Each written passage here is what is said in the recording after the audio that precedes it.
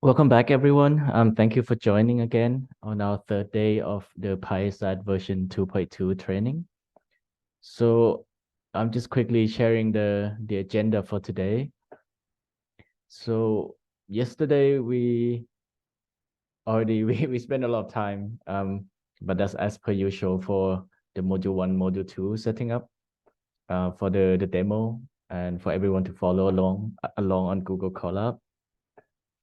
And so today we'll have Gunther for the first session. I'm looking at the water limited yield and agroclimatic constraints.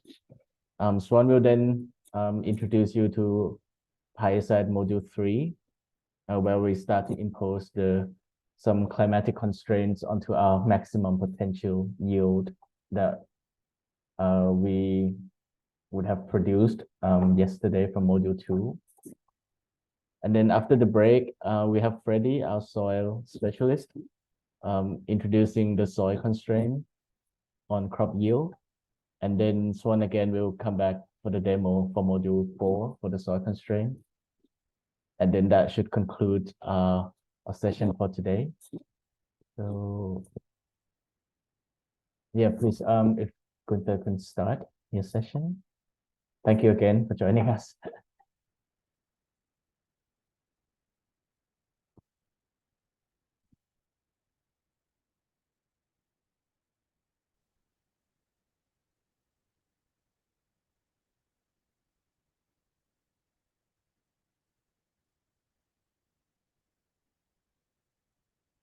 Gunther, could you share your screen?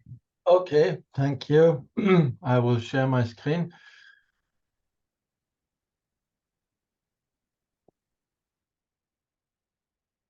Is it visible? We are today continuing from where we stopped yesterday in the presentation, in the calculation of what we call agroclimatic yields. Yesterday we talked about what is the non-water limited yield that is only conditioned by radiation and temperature regimes. And today we will also look into how is the estimate modified when water limitations are reducing the yield because of seasonal deficits in soil moisture conditions. Okay, let me see. Yes, this is the diagram which you have seen already twice. We are still in what is in this diagram called module 2.3, which is the agroclimatic suitability and potential yield calculation. We have done yesterday this radiation and temperature regime conditioned maximum potential yield. And today we look at the computation of yield losses due to water stress during the crop growth cycle. And what we also do in this lecture today is to look at an additional module, it's called here module 3, which calculates agroclimatic constraints. These are reduction or limitations which come in addition to the purely climatic data and operate on pressure due to pest diseases or workability conditions and so on, which are factored into the estimate in module 3. Again, the broad information flow that you have seen yesterday, we have the selected results setting the context of the agronomic operation, which were calculated in module 1. We have a specific parameterization for each of the land utilization types. And of course, we have the climatic input for each of the grid cells, rasterized data that are being assessed in the analysis. And we have already a module output, which is the maximum potential yield. And today we will look into how this is modified to calculate water limited yields and then to see how it is modified to apply the agroclimatic constraints. Under the rain-fed conditions, of course, as you know, water stress may occur during different stages of the crop development, and that will reduce biomass production and the yields that can be achieved. In order to quantify that, we calculate in the method a water stress yield reduction factor, and it is calculated to account for crop water deficits in different crop development stages, and is applied to the estimated net biomass and potential yield. The total water requirement of a crop without any water stress is assumed to be what we call the crop-specific potential evapotranspiration, often using the symbol ETM. And ETM is calculated in proportion to reference potential evapotranspiration. You heard, I think, the first day how reference evapotranspiration is calculated on the basis of the available climatic data. And it's multiplied by crop and crop stage specific parameters Kc. Reference Kc values for different stages of crop development are given, for example, in a FAO report. They can be measured in experiments. In some countries, this has been done. And they are then given as input parameters to the calculation procedures. However, the reference values are then, in addition, adjusted in each grid cell to the local conditions of especially relative humidity, wind, and frequency of wetting events. So how often it rains or how often the irrigation takes place. And again, the methods are described in the FAO report that you probably all know, which is on crop evapotranspiration. Here, the diagram shows you how systematically the total crop cycle is subdivided into 4 crop development stages, and an initial stage that goes up from seeding to emergence, a vegetative phase when the crop grows and reaches maximum cover percentage, and then a reproductive phase when the yield is formed, and at the end, when senescence starts, the time period, the last crop development stage up to physiological maturation. And the 4 stages of crop development are parameterized in days, and they are, as I said, denoted as initial D1 here, vegetative D2, reproductive phase D3, and the maturation stage D4. And for each stage, input parameters of the specific land utilization type that is being analyzed are given in the input file, and they define the length of each crop stage as a percentage of the total growth cycle length. And in order to parameterize the calculation of crop-specific evapotranspiration, we need 3 parameters shown here as Kc1, Kc2, and Kc3. The first parameter establishes the relationship between crop evapotranspiration and reference evapotranspiration. In the initial phase, it's kept constant. The Kc2 factor is the representative coefficient for the period, for the reproductive period, when the crop is fully covering the ground. For the vegetative period, we interpolate linearly the Kc value from Kc2 to from Kc1 to Kc2 during the days in crop stage D2. And at the end, again, the Kc4 value is reduced to value Kc3 at the end of the crop cycle. These are the simple formulas used to do this linear interpolation.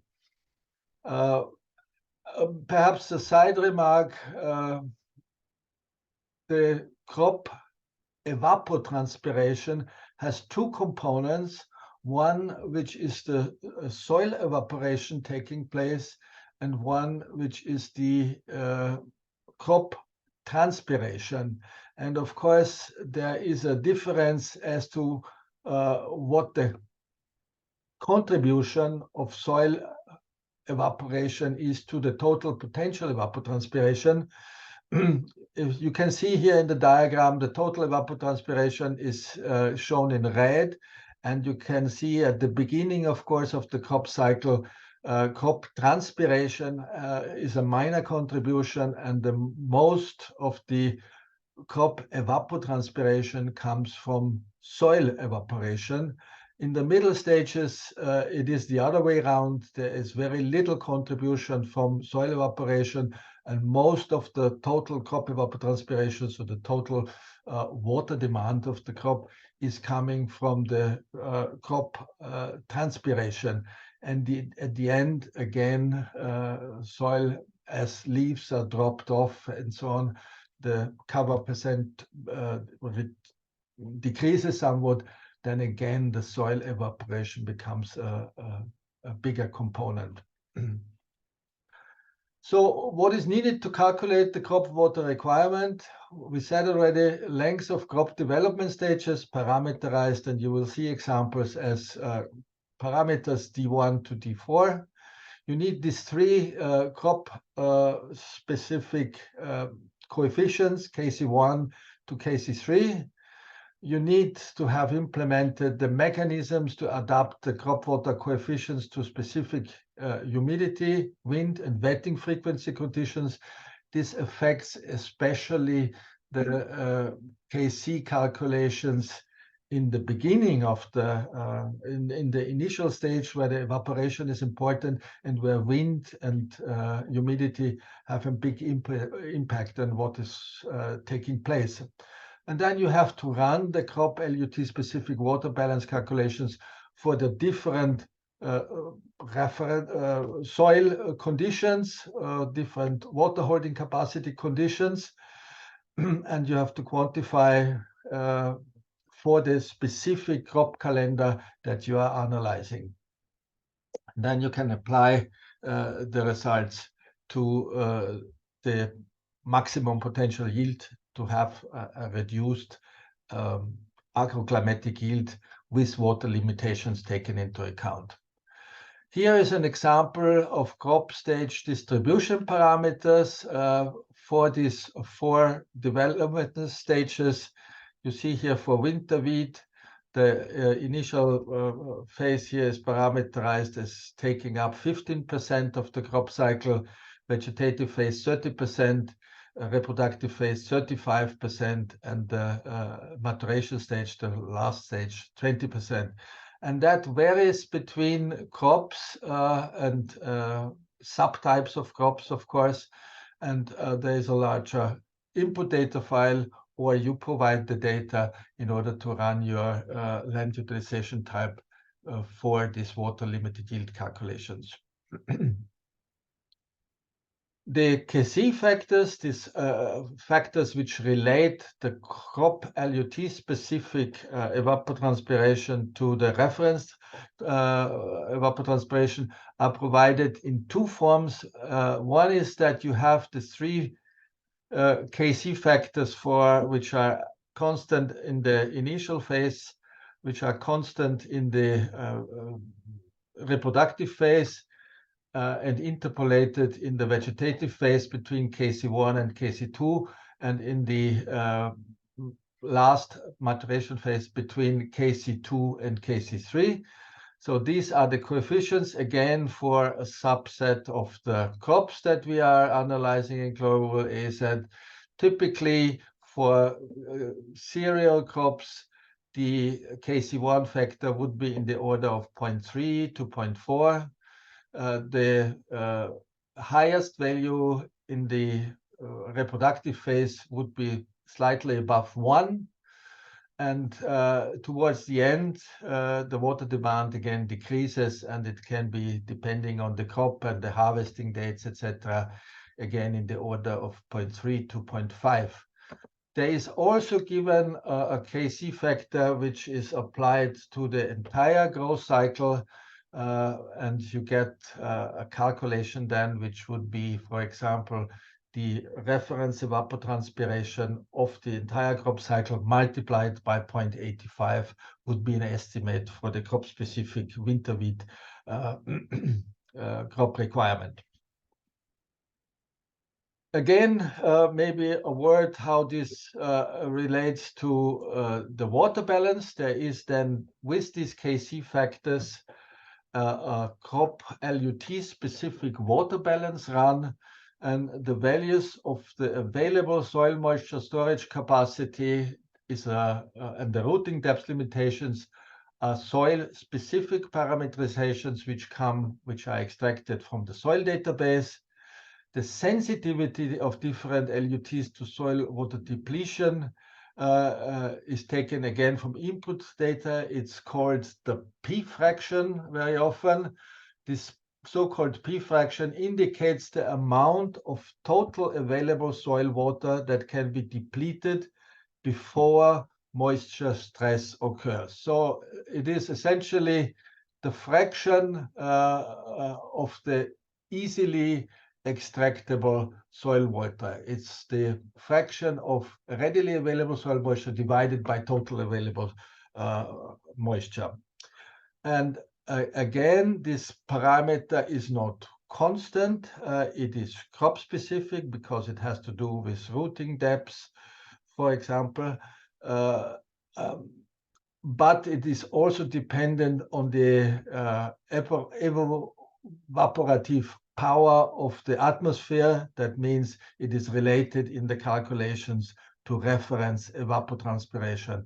And empirically, we know that this P fraction varies between, say, 0.3 to 0.7, 0.3. So you reach relatively early a point where the water becomes less extractable.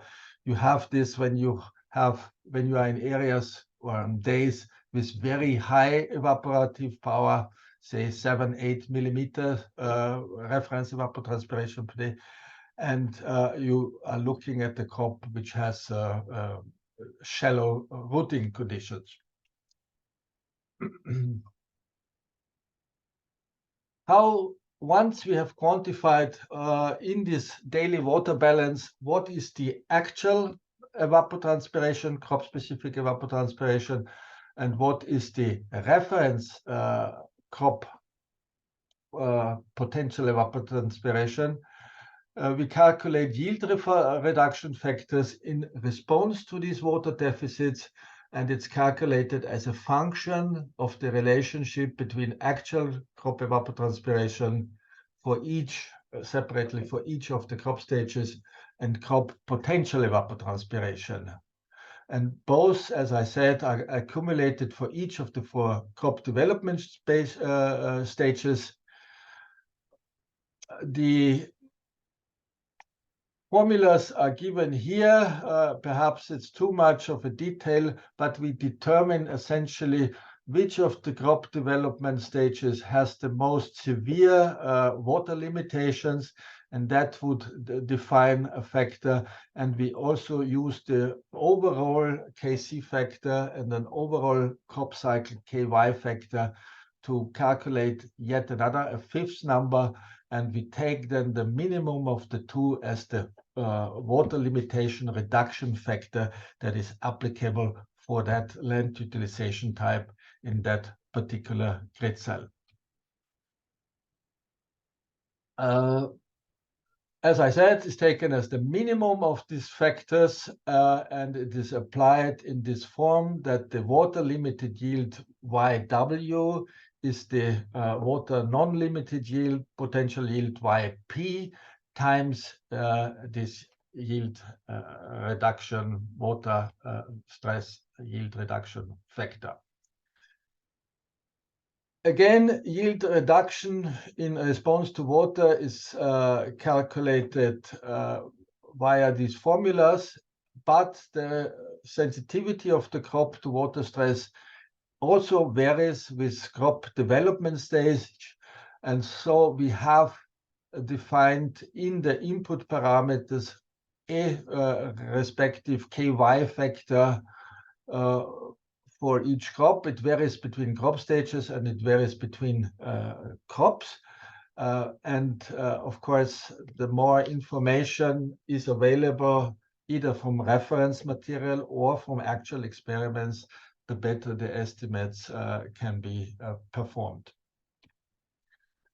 You see then an example of what the reduction looks like. On the left diagram, you see from a study carried out in Northeast China, the mean of the agroclimatic rainfall yields, so the yield including water stress reduction factor, and what the yield would be without the water stress reduction factor, say under irrigation conditions. And there are some areas, there's a slight difference in scale, which you have to observe as well. So here's up to 10 tons, high input assumptions, and 12 tons under irrigation conditions.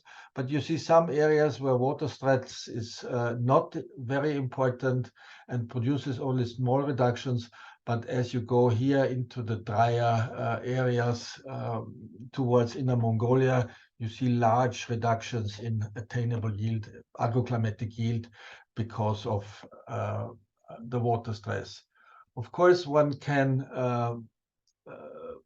look at the water stress factor itself. You see here the mean, the average. There was a time series of simulations run for 1981 to 2010.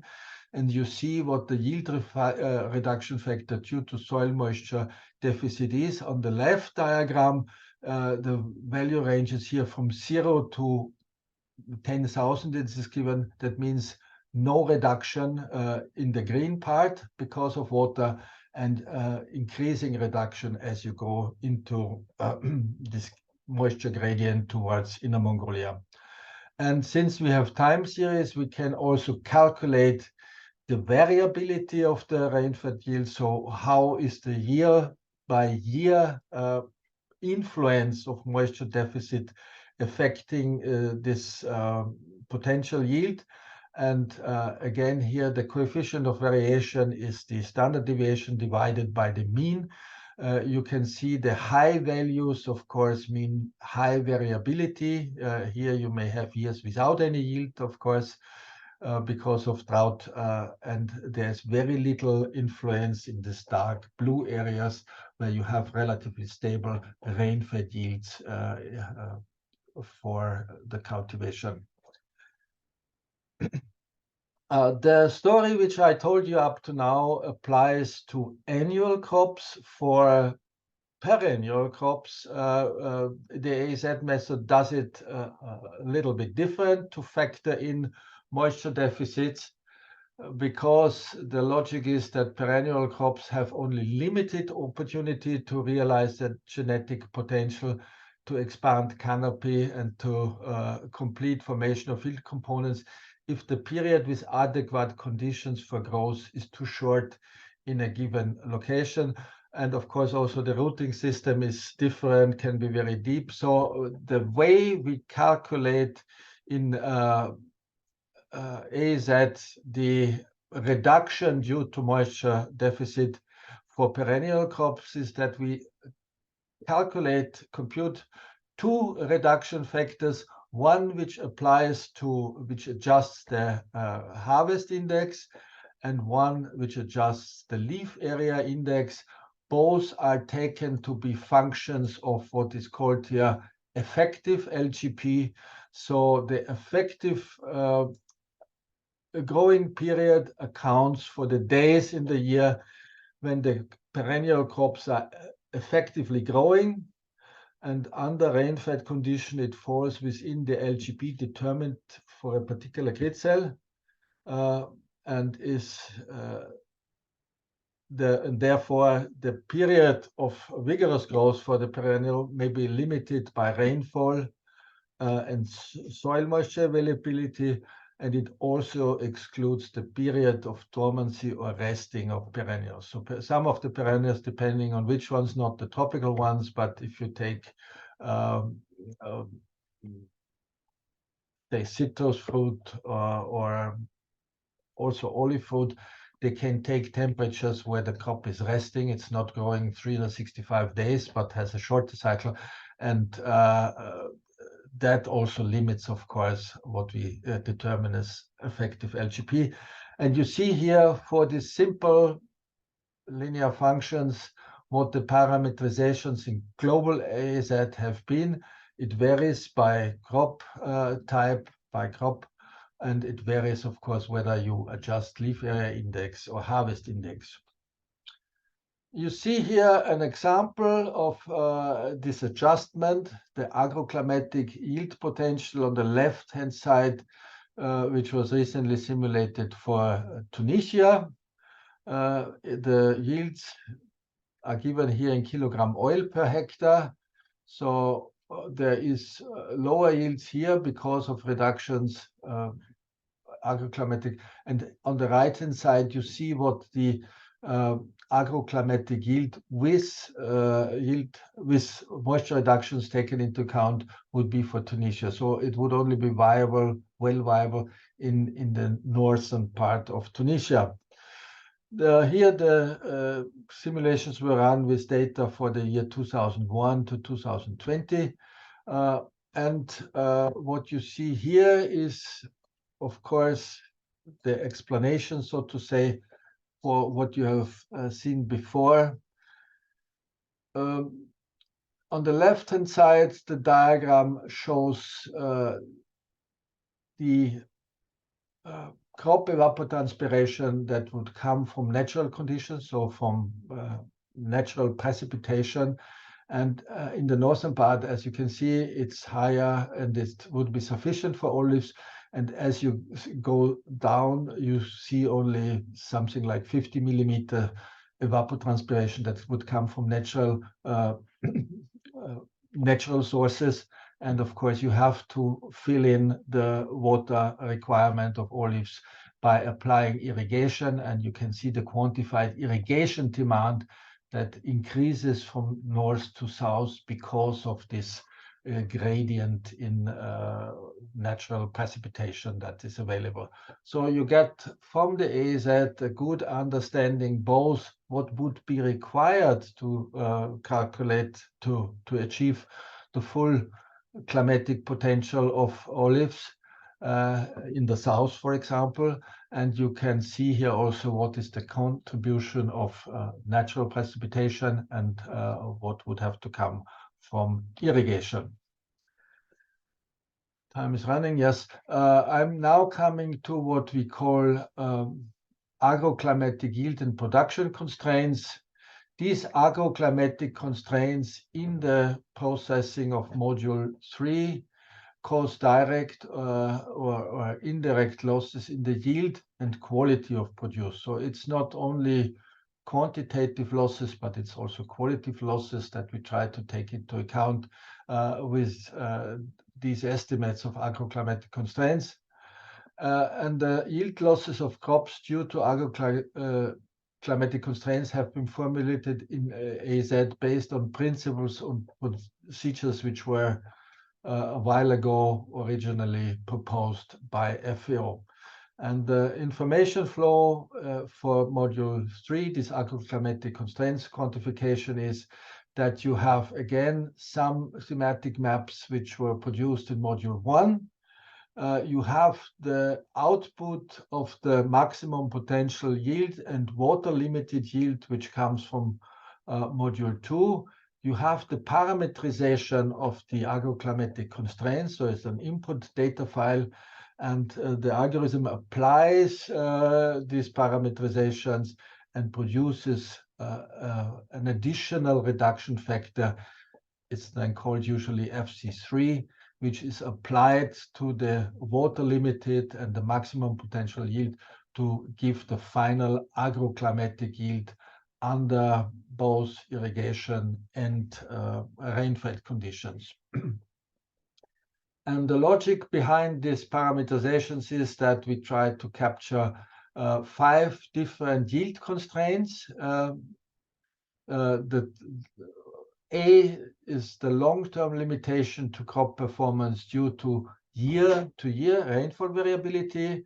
Now, since we in these current versions of AEZ perform actually year-by-year calculations, and this variability can be quantified in that way, this version A is not anymore applied in the calculations, but B, C, D, and E constraints are applied, and those try to capture pest disease and weed damage on plant growth, pest disease and weed damage on quality of produce, and the D is the climatic factors affecting the efficiency of farming operations, so the workability constraints. If the field is very wet, then obviously high input mechanized operations will be difficult or impossible, and that will lead to a yield reduction estimate.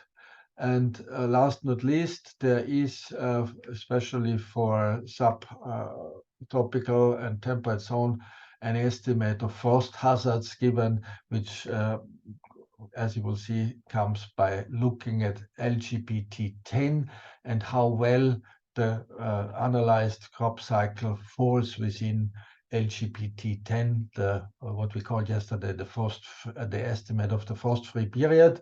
So if the crop cycle is almost filling this LGBT10, then the risk of having early frost or late frost is larger to occur and to damage the crop. And there is a parameterization. The constraints B, C, and D are parameterized in relation to growing period, to wetness conditions. So in general, with the increasing length of the growing period and wetness, the constraints due to pests and diseases, these are the groups B and C, become increasingly severe, and particularly so for low input cultivators, which have little plant protection. As the length of the growing period gets very long, so in particular the year-round excess of precipitation over potential evapotranspiration, as this gets very long, even the high input level cultivator cannot always keep these constraints under control, and we apply factors also for those. The values of the yield reducing factors for agroclimatic constraints are, as you have seen, systematically organized in lookup tables and accessed according to land utilization type, temperature regime, input management level, and length of growing period. Those are the dimensions that are used in order to tabulate those parameters for agroclimatic constraint evaluation. And each of these B to E constraints is evaluated, and they are then in this multiplicative form combined into a factor FC3. And you can see here for a maize crop under high input using the climate of 1981 to 2010, the quantified agroclimatic yield reduction factor FC3 for grain maize. And as pointed out before, the reduction will be especially severe when you are trying to cultivate, if you would try to cultivate maize in very wet areas. Of course, these areas are not cropland nowadays. Here they are in some case, but maize is less important. Here rice is cultivated. So you get an idea where these agroclimatic constraints would severely endanger cultivation of such a crop type in such a condition. Here a practical example of agroclimatic limitations from recent simulations in solar rice from Mozambique. You see here for maize, low input assumption, climate of 2001 to 2020, the soil moisture deficit factor FC2. So where this is already after optimizing crop calendar, so trying to find the timing of the cultivation for maize types that produces the highest output. But even in this case, there would be severe moisture limitations in the southern part of Mozambique. In fact, there is little or hardly any cropland here, so it is not a big problem.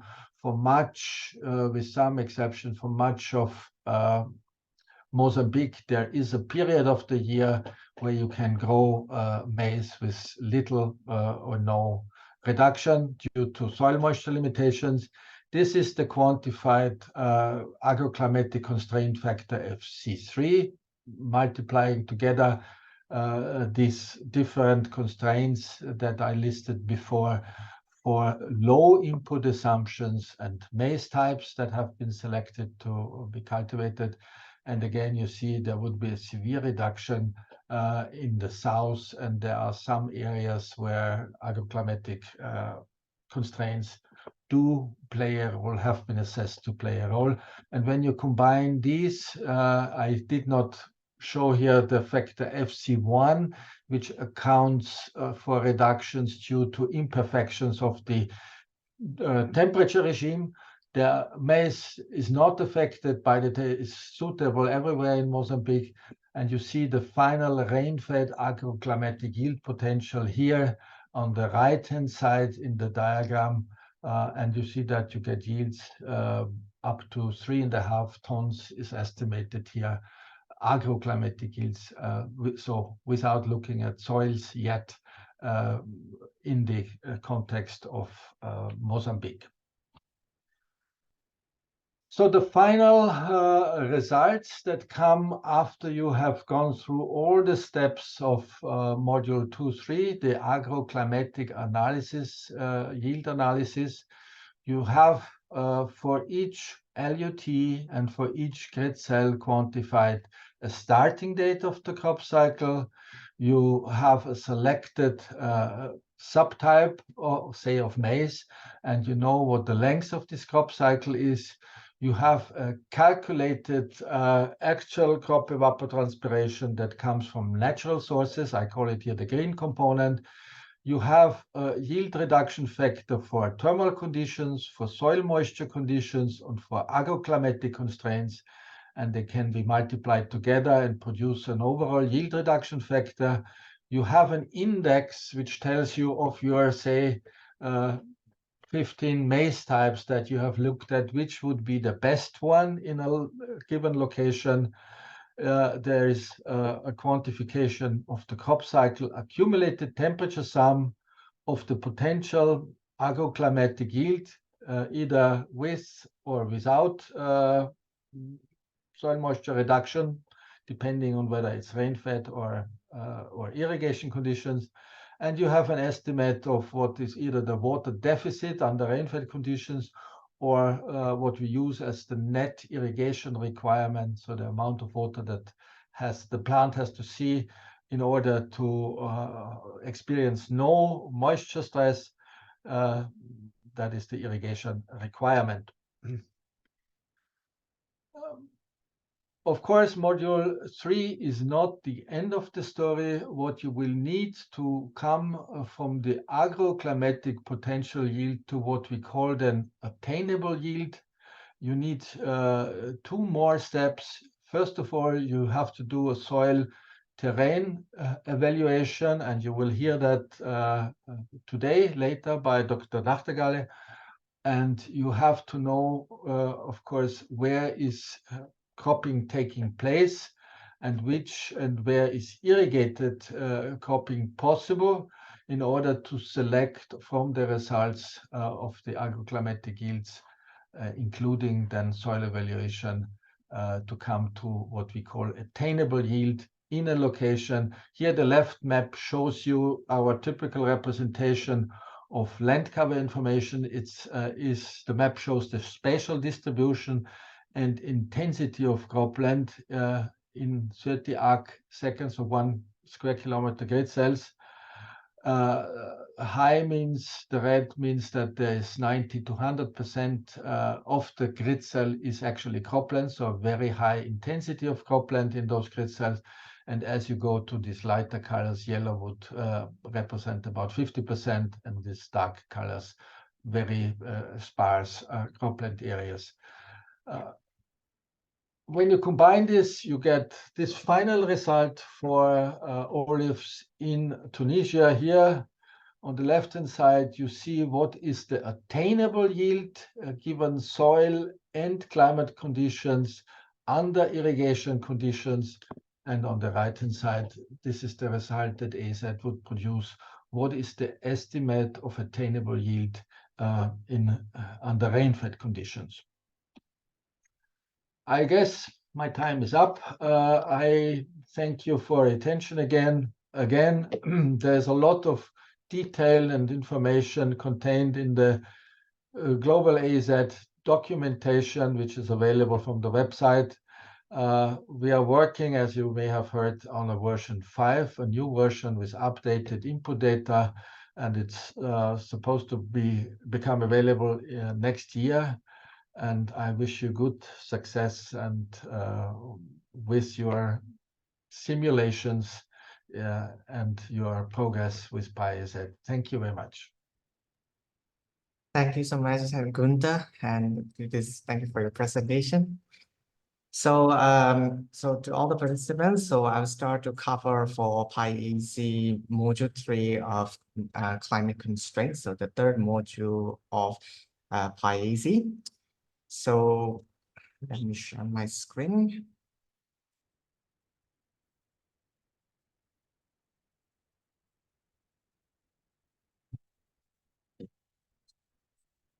Can you see my screen now?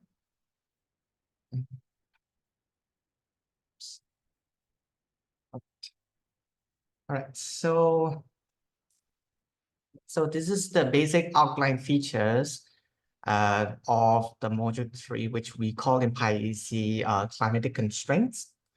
So the way it works is pretty much similar to what to module 1 and module 2 as well.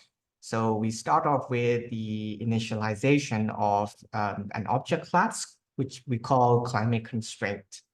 And into the object class, we import our climate data and the maximum attainable yield, either it's rain-fed or irrigated, depending on which condition you want to apply for, and the reduction factors settings in Excel sheet maps as well, including some agroclimatic parameters utilized in the agroclimatic constraint assessment. And with all these settings considers, the major two outputs have been obtained, which are agroclimatic constraint adjusted crop yield and your agroclimatic constraint factor map, which we call AEZv2.2 here. So before I move to the into our tutorial notebook, I just want to make sure to highlight one feature which has already been changed which is different from version 2.1. So starting from version 2.2, the agroclimatic constraint reduction factor setting is integrated with an Excel sheet. So you will have to provide a single Excel sheet, and in each Excel sheet, either it is a rain-fed or irrigated conditions. In one single Excel sheet, you will have to provide 3 different types of sheet. So each sheet represents a lookup table for 3 different temperature conditions and 1 for LGBT10 for a frost-free period. So so as you can see here, so for temperature greater than 20 and for a chart of mean temperature less than 10, both of them has to provide 3 different types of constraints, which we call B, C, and D constraint factors for each individual length of growing period. And for case of if you have 365 days of LGB conditions, there's also additional settings has been provided for each with different agroclimatic reduction factor settings, depending on which crop or land utilization type you are dealing with. And which is 365 and minus sign and plus sign. So it depends. So the algorithm will now check if a pixel have 365 wetness days, and it tries to check out how many months have monthly precipitations greater than the monthly reference evapotranspiration. If all months have these conditions, it will utilize their respective column for 365 plus. But if you have less than and 12, let's say 12 months of monthly precipitation greater than or equal to ETO, 365 minus constraint factors will be utilized.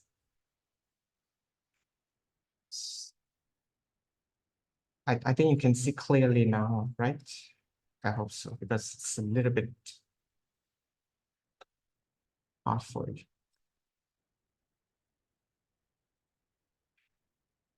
Okay. So the next thing I would like to mention is for the setting of LGBT10, so frost-free periods. So similar to the from the previous section of mean two lookup tables, LGBT10 has to provide it for these corresponding days, which is reflected back to the number of frost-free periods. If your particular crop type has some frost sensitivities in a particular daytime interval, you will have to provide some of these reduction factor. And if the crop type doesn't have any kinds of frost sensitivities in your crop, you will not need to apply this anymore. So the reduction factor settings for that particular crop for all of these day interval will be set as 0. And the way of reduction factor setting is it ranges from the value of 0 to 100. So if you set 0 is for a particular LGB interval for a particular agroclimatic constraint type, 0 means very suitable. And as the reduction factor increase, there has some yield reduction factors applied to it and then calculates them out. And if you say 100% in a particular column and row partitions, that means if LGP condition reaches to this place, from agroclimatic assessment perspective, it is not suitable and the yield return will be 0, technically speaking. So these settings will have to be applied as Excel sheets. So if you have checked out the sample Excel sheet, you will see similar kinds of stuff like that. So this is the sample Excel sheet which we have provided in the data input tutorial. In your case, that would be start off with FC3 factor or something with the file name. So you will have the columns of these LGB day intervals. And on here on the right side, you will have these constraint types for B, C, and D. And this is on the lower left corner of the screen, you will see there are 3 sheets within an Excel. Mean greater than 20 means a lookup table for temperature greater than 20. Mean less than 10 means a different setting or a different lookup table for handling locations with mean temperature less than 10. And last but not least, you will have LGBT10 sheet, which corresponds to frost-free periods with its corresponding reduction factor settings here.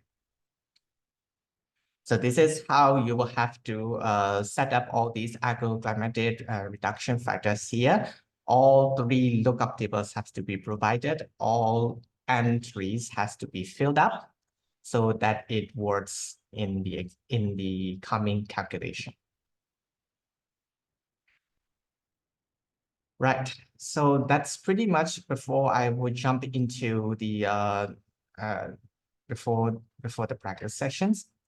So to all participants, if you go to our notebook 3 from your working folder in the Google Drive. And for today, we are going to use the yield result, which has been obtained from module 2. And I understand, and because the computation time takes time, many of you might not be able to get the results from module 2. So if you check out on our the share folder of our Google Classroom, which I mentioned in actually yesterday, if you go to our day 2 folder, and there is a new folder, notebook 2 sample results. And I've explained all of these file names and what these names are for yesterday. Basically, for today, we are going to use the yield result from maize for both rain-fed and irrigated conditions. So to all the participants, please download all of these TIFF files and then save it into your working Google Drive. Okay. So I'll try to download them in my local PC for a while.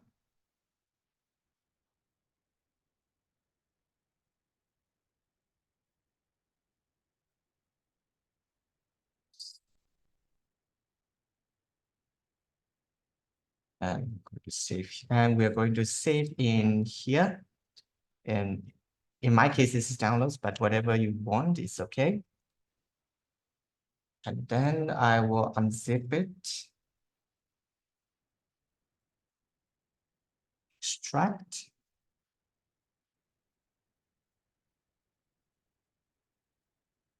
So I will go to my working folder. So in my case, my working folder is PyAEZ working folder. And inside the data output folder and notebook 2, I'm uploading all 1, 2, 3, 4, 5, 6, 7 results from module 2 into this folder.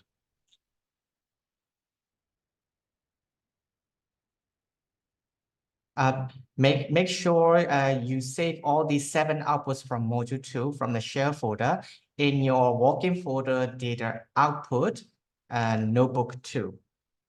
It's from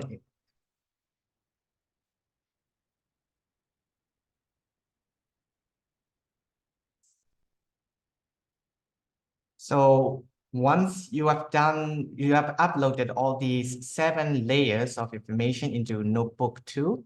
So we'll start off with our notebook 3 climatic constraint part.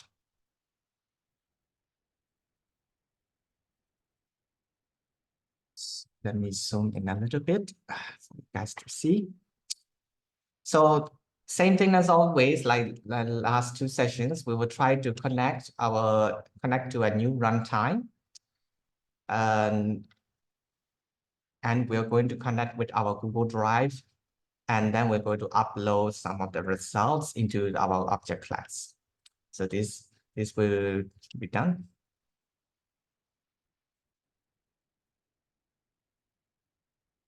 Let me know if you are still doing, or I will continue further.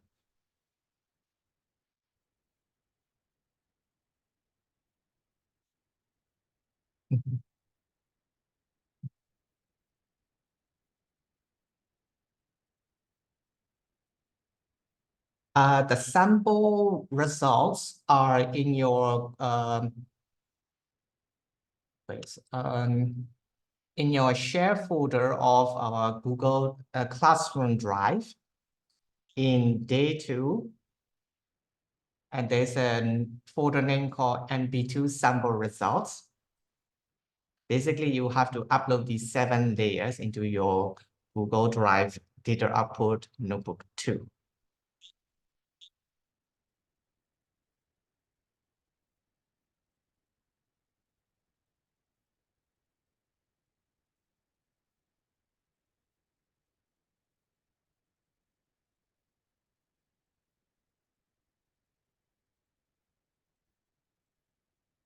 So after you have uploaded these notebook 2 sample results here,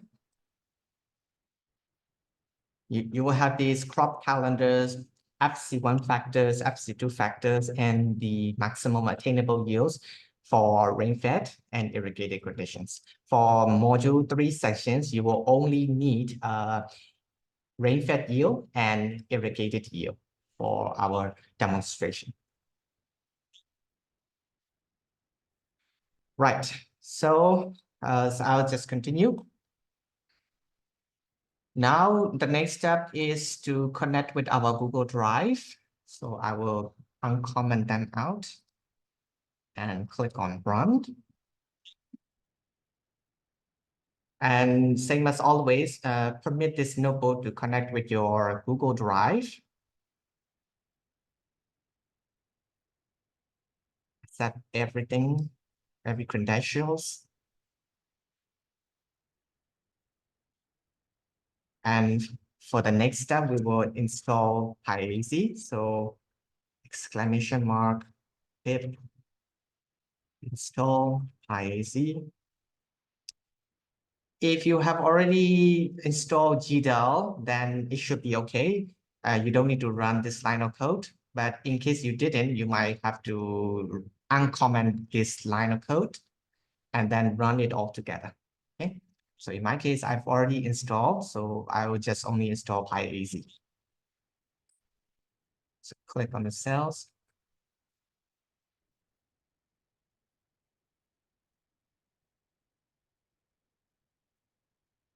Okay, so now it has successfully installed PyAEZ version 2.2. Now I'm going to import the supporting libraries that we use like previously before. So uploading all these in credential libraries. Now we're going to change our working directory. So the working directory, if you have already connected with Google Drive, you will see here in the file here, you will see G drive here. So the G drive, my drive, I will go down to my working folder here, which is, in my case, this is PyAEZ working folder. So I will right click on it and copy its path. And we will replace them in here. Comment out this system path append. We don't need to run this fourth line of this code cell. And then we'll run. So now my working directory has changed into this working folder of PyAEZ. And now the next step is to create a folder for all of the outputs from notebook 3 to be saved. So now the folder path, we call this data output notebook 3. So if you have run it before this training, you might have already created, but in my case, I haven't done it yet. So that's why the folder was created successfully. For those who have done it, then you will have the folder already in your Google Drive. Okay, so now we will set up our minimum and maximum latitude. So the mass value to omit out the calculation and the elevation layer to upload it. So we will use in that working folder in the data input. We will use lao elevation.tip file. So we will copy the file path and replace it in this function. Yeah. So it should be like this. And the mass path is The mask layer in here we call now admin.diff. We'll copy that file path. And then we will replace it here.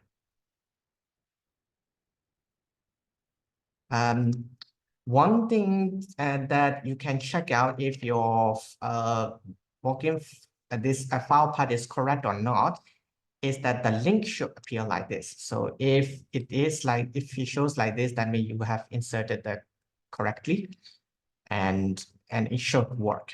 Okay. So after all these settings, we will run this inputs and run it too. And now we're going to import our climate data, and agroclimatic indicators and our yield maps, so both rain-fed and irrigated conditions. So please replace all of these file directories and for each individual data to get access to. So for 6 climate data, you will have to go to climate and then copy out these NumPy arrays and copy its file path individually. So let's do it together. So let's temp, and we will replace it here. For minimum temperature, copy the file path into here. The precipitation, copy the file path here. Next step is for relative humidity. Copy the file path and then place it here. Wind speed, copy file path. And shortwave radiation, copy the file path. All right. So the agroclimatic indicator. So if you have run module 1 successfully, so module 1 outputs will be located in your data output notebook 1, and the file formats are going to be like that, but you can check it out for that as well. So if you, let's say if you go to the data output in notebook 1, in this notebook 1, I have my LGP diff file already exists. LGP equivalent is also there. LGBT10 is also there. So I don't need to replace that anymore because the data output path here is correct. And so that's why it's correct here. So I don't need to copy and paste for these 3 agroclimatic indicators. But for the yield map, we will have to change a little bit so if you go to data output notebook 2 folder. So for rain-fed yield, so we will utilize maize yield rain diff file. We'll copy the file path and replace it. And for irrigated yields, same as earlier. Replace it. So with all these settings done for file path, we will upload them here.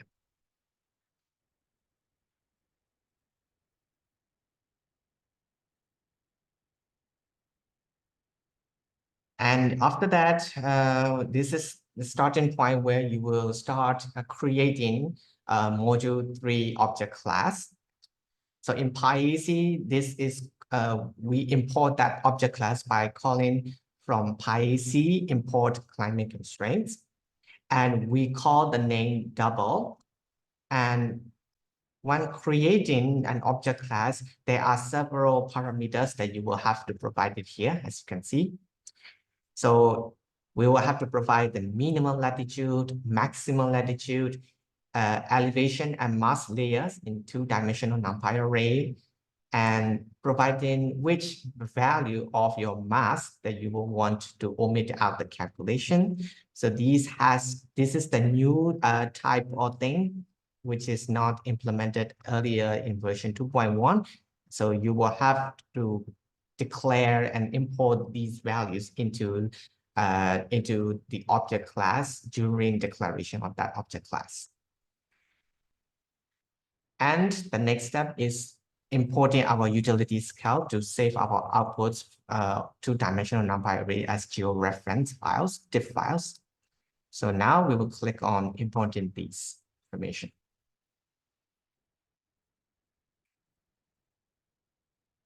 So after that, so the next thing what we are going to do is to import our climate, all of our 6 climate data into the system. So if you check on our data description here, you can load either daily or either monthly data into this object class. So if you have monthly data already, then it doesn't matter. If you're dealing with daily data for that as well, then it doesn't matter. So usually what happens within that function is that if you are providing monthly data, they will try to interpolate back from these monthly values into each individual daily interpolated values or for each climatic variables. Yeah. So you will provide this data into our ClimateCon object class. So this might take some time. So why it is setting up? So I will explain about it in here. So this is our new changes what we've done here. So if you have some experience from with PyAEZ, let's say the previous PyAEZ versions, we usually set up these reduction factors. It's not only for climate, it's also for climate, soil, and terrain information. So these reduction factors are set up as a separate Python sheets, which has to be modified and changed. But in this version 2.2, you will have to create the Excel sheet, which I explained first before this, and set up like this. So you just only need to create an Excel sheet and import its file path into the system so that it will read out all these reduction factors and then calculate for your corresponding agroclimatic constraints. So the function we call is called set reduction factors. The only thing what you have to provide is the file path. Okay, so the file path in XLS file format. So in that Excel sheet, you will need 3 lookup tables, so 3 sheets, and then you will have, and then after that you will provide that data path of that Excel sheet in full manner like so. So I will have to change here. So the example sheet for our tutorial is the name for, let's say we are going to, so the function here in module 3, it won't understand whether you are evaluating rainfall condition or if you're dealing with irrigated conditions. So if you decide that, let's say in this case, we are running for rainfall conditions to calculate agroclimatic constraints, make sure the file path for the reduction factors is specifically the Excel sheet for the rain-fed condition for that particular land utilization type. So not to mix up with this. So in my case, since we are doing rain-fed conditions, so these reduction factor, agroclimatic reduction factor list is located in this file name called PyAEZv2.2 rained list in Excel sheet format. So I will copy that file path and then replace it in here. And then I click on it.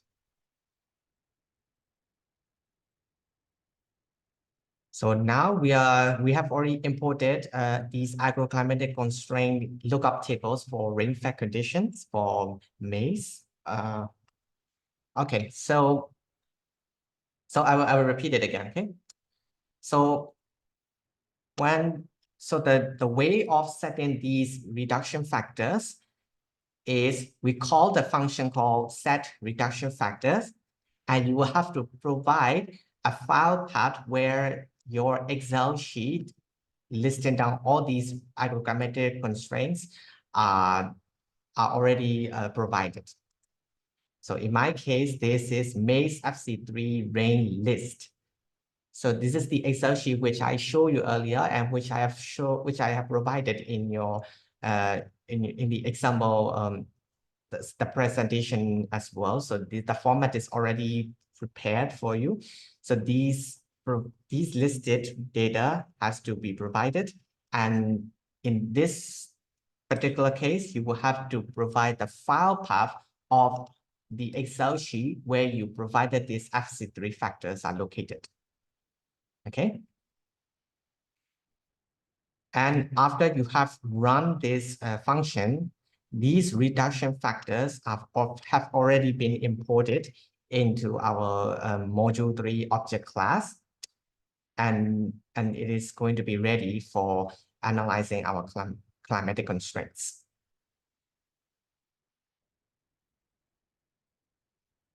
So in here, we are importing PyAEZ3, reduction factors for rain-fed condition, okay?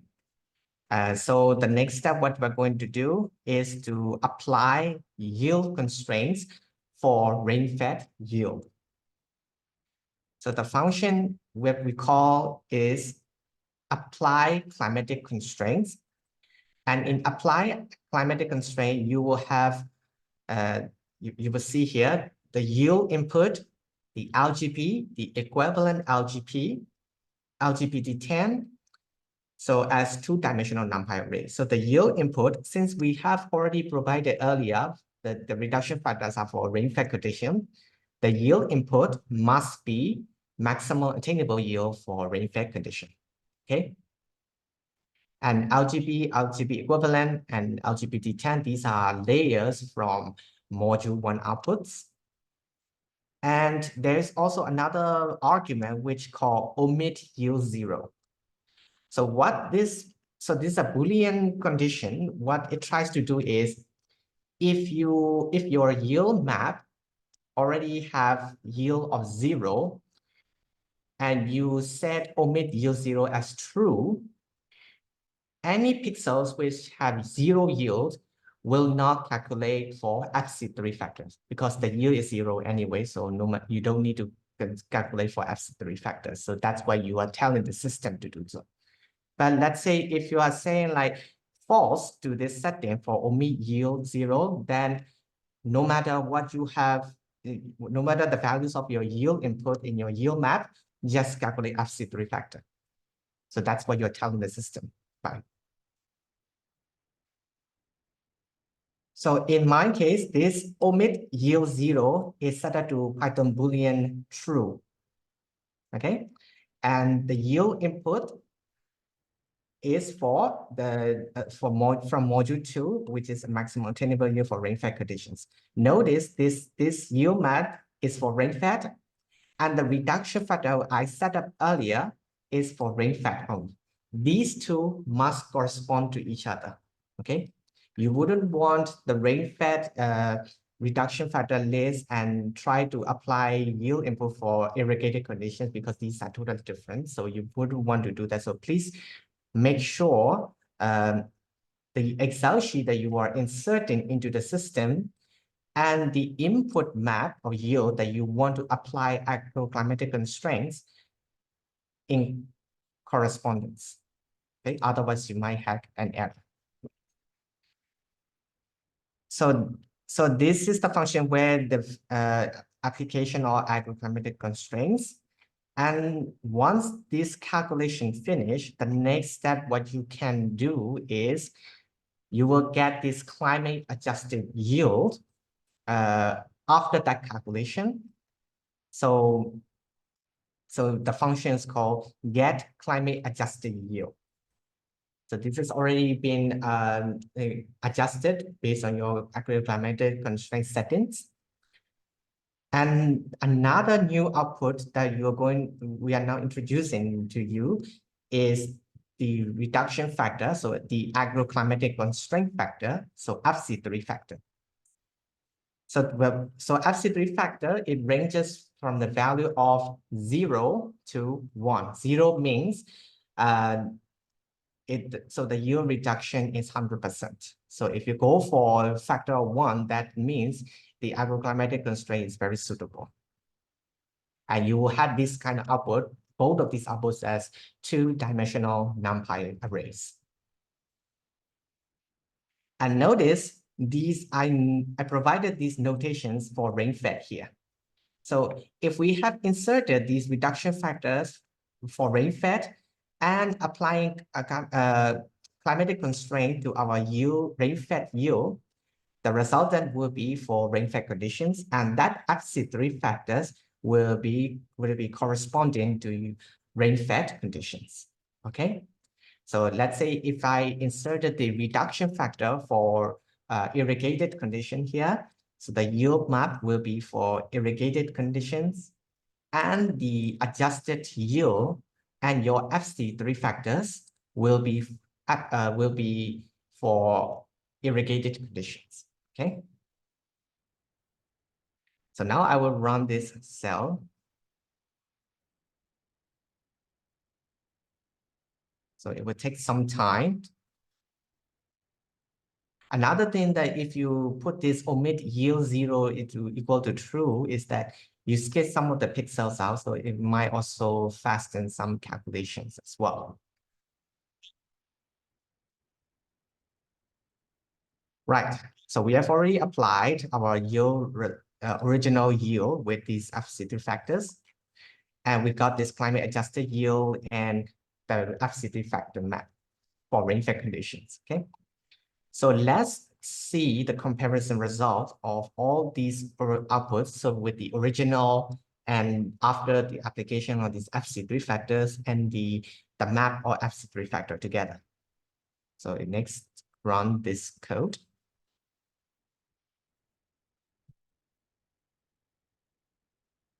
Okay. So this will be the map that you are going to see in here. So you will see that here the title, the plot name, original rain-fed yield maize, is the one that we obtained from the crop simulation after it is finished. Okay, so the results are all in kilogram per hectare for Laos. And after we have applied the climatic constraints, notice the difference that the yield has been significantly reduced in many parts of Laos area. And the factor of yield reduction that it has been applied to is represented by this FC3 factor map. So you will have this FC1 factor in lower parts of Laos is 1. So that means it is agroclimatically suitable in those yellow areas. That's why there's no changes in this yield. But if you go to the central area of Laos, there has a significant yield reduction because of this agroclimatic factor. FC3 has ranges between 0.6 and 8. So there has been some yield reductions going on by multiplying with the original yield with this FC3 factor map. Right, so this is for rain-fed condition. And the next, so now we're going to save these outputs as raster layers in our notebook 3, okay? So we are going to save this output as climate, maize, yield, rain, and then we insert our, sorry, we have to zoom it. So the mask at the original base file path where our coordinate reference system is located, and the file path where you will want to save your new file. In this case, is in data output, notebook 3, climate, maize, yield, rain, and the NumPy array from previous outputs. And the same thing goes for FC3 as well. So we're going to save this result. And after that, you will see here in the data output, notebook 3, we have our calculated outputs already saved as TIFF file in here.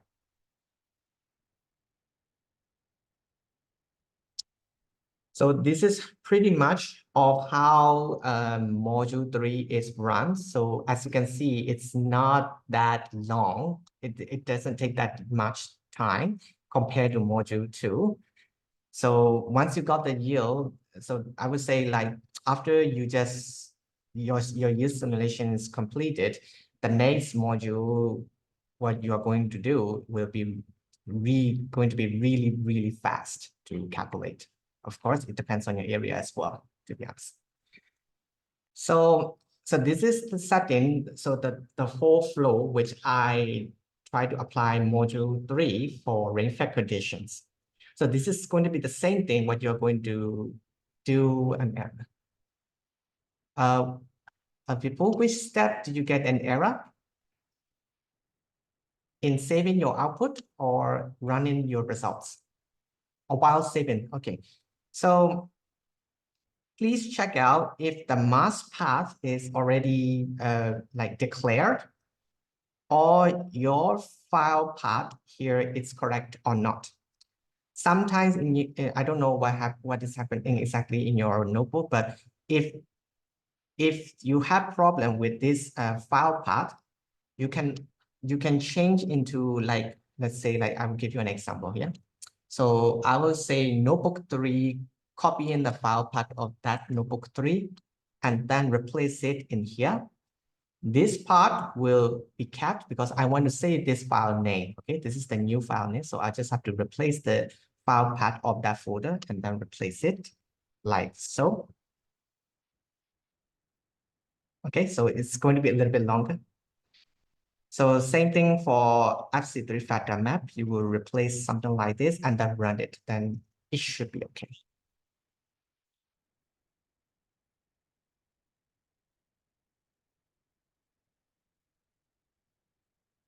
Okay, so this is for our rain-fed yield condition. So please feel free to do for the irrigated conditions, which the code snippets are already been provided, and see the results here. So I'll do now. So now notice here in the set reduction factors, the file name is now changed. Now maize FC3 irrigated list. So we have these two agroclimatic reduction factor lookup tables for rainfed and irrigated. So one has to prepare this first before applying module 3. So I've run this. Oops. Oh, sorry, I have to replace my file name. So it's in the data input. The file name is here maize FC3 irrigated list. So copy it and then replace it. So and then run it. And here also notice that the yield input now is for irrigated. So that's why irrigated yield map is used. The rest of them are kept intact.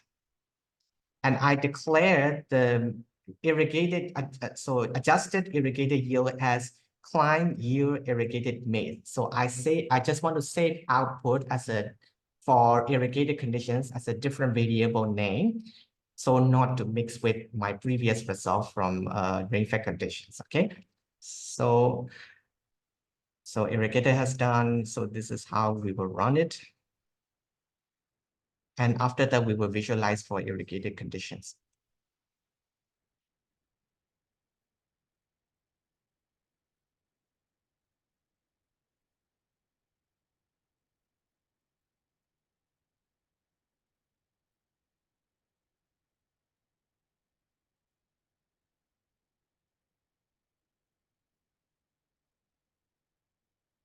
So this will be our original, the comparative results after running module 3. So the original, this is rain-fed yield, okay? So the rain-fed yield and our, wait a minute, is it irrigated? Oh, sorry, yeah. Okay, so that's correct, sorry. So for irrigated, this was the original yield map. And after FC3 has applied, so the climate constraint factor has applied to it, so the yield reduction has some significance in the northern part of Laos here. And last but not least, we're going to save this irrigated condition yield, same as earlier. So we're going to save it in the data output notebook 3 client maize yield irrigated. So which I've already formatted in you. If you have problems like earlier that while saving a raster file that you got an error, so I would suggest to check out your master path, whether it has been declared correctly. And sorry, and the full file path where your notebook 3 is located, keeping the keeping the new name intact, and then save the outputs. And then save it. So now I'm having different outputs. Maybe some part might be wrong. Just with your path files. You've got different outputs. Some paths in my scripts are wrong. The script with your paths in the share for the connection. Louis, where did you get, in which part where you got the error? During saving your raster or? No, I didn't got an error message. I have different outputs. The images doesn't look like yours. It doesn't look like yours. No. Okay, so I want you to check one thing. When you import your yield map, is the file name correct like mine? So it should be maize yield rain. Maize yield rain.tif. Yeah. Yes. Is it And correct? irrigation for the next one. And yeah, this is for rain fed and irrigated. Yeah. So this is correct. Okay. This is correct. Okay. So the next step, are your agroclimatic indicator file paths correct? So in my case, I save it in notebook 1 and use lao lgb.div here, and lao lgb equivalent div, and lao lgbt10 div here. So is it correct? Are those correct for you? Yes. Can you show me the third chunk where you set the working directory, please? Oh, okay. So this is the one here. So in my case, my working directory folder name is called PyAEZ working folder. Okay. So which I copy its file path. Okay. Yes, so, I have there in NB2. So I directory. I put this is wrong to me. Okay. That okay. working directory. Okay. Okay, so whenever you got some errors or maybe a big differences in the outputs, make sure whether you have correctly provided the Excel sheets as well. So Excel sheets including the directory path where your climatic data, any diff file locations, and etc. are correct or not. Okay. Okay, thank you very much. Right. I will check it again. Right. Saving the code. So I'll show my last part, okay? For irrigated condition.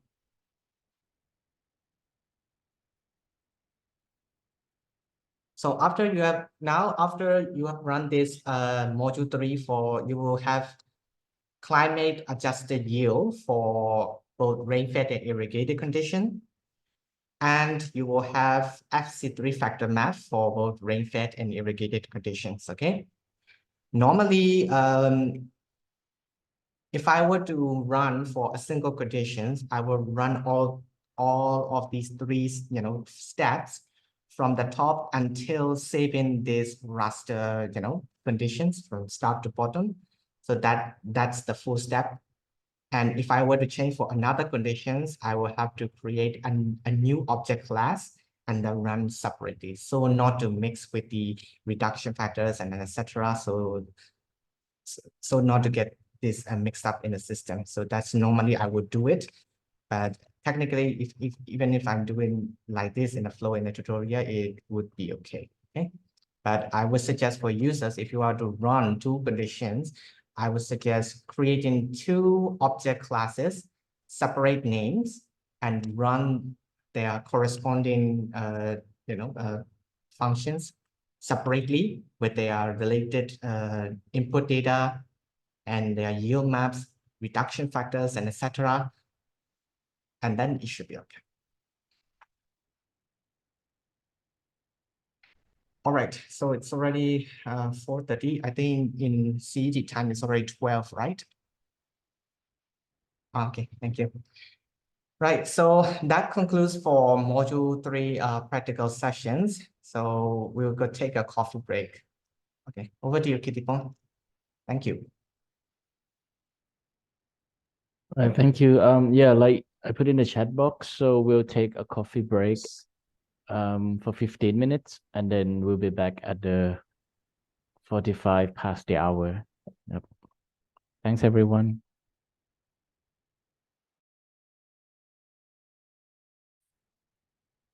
Hi, everyone. I think we'll start back up again with Freddie's here.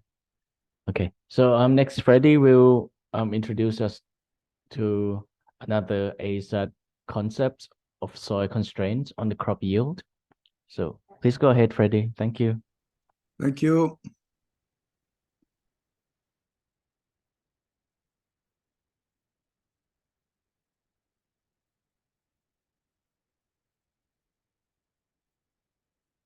Hello, good morning, good afternoon, good evening.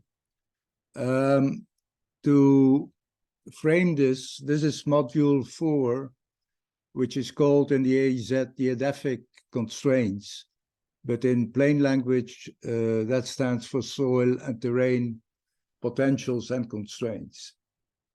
What we are going to follow is the following content. We have a brief look at the soil in general and its functions. Then we see how this module has a workflow in the AEZ procedure. And following that, we look at soil information and interpretation in more detail, in soil maps, in soil characteristics, in soil qualities, and in soil suitability. And then in a separate chapter, we look at the terrain, attribute data, the constraints, and the suitability. So to start with the soil and its functions, the soil has many functions, but in AEZ, we look particularly on the first one. What are the qualities and the characteristics of soil that influence food production and other biomass production, forest, pasture, etc. So there's water, nutrients, storage, supply, the foothold, the space for the roots, etc. The general procedure for this follows, starts at the top with first what you need is a national soil database of a soil map or a map of the region you're working in. And on the other hand, you need soil requirements that are specific for crops and land utilization types. And what we're going to do is to match these two, on the one hand, the characteristics, and on the other hand, the soil requirements, to come to individual soil ratings, soil suitability ratings, which is here. Then we're going to combine these ratings into soil qualities, because soil qualities is what the crop really needs. The crop doesn't need the pH, the crop needs nutrients. So the pH influences the availability of nutrients. So that's why we focus on nutrients, not only, well, we start with pH, but we go to a quality, which is the availability of nutrients. And in the final stage, we combine these soil qualities into a soil suitability rating.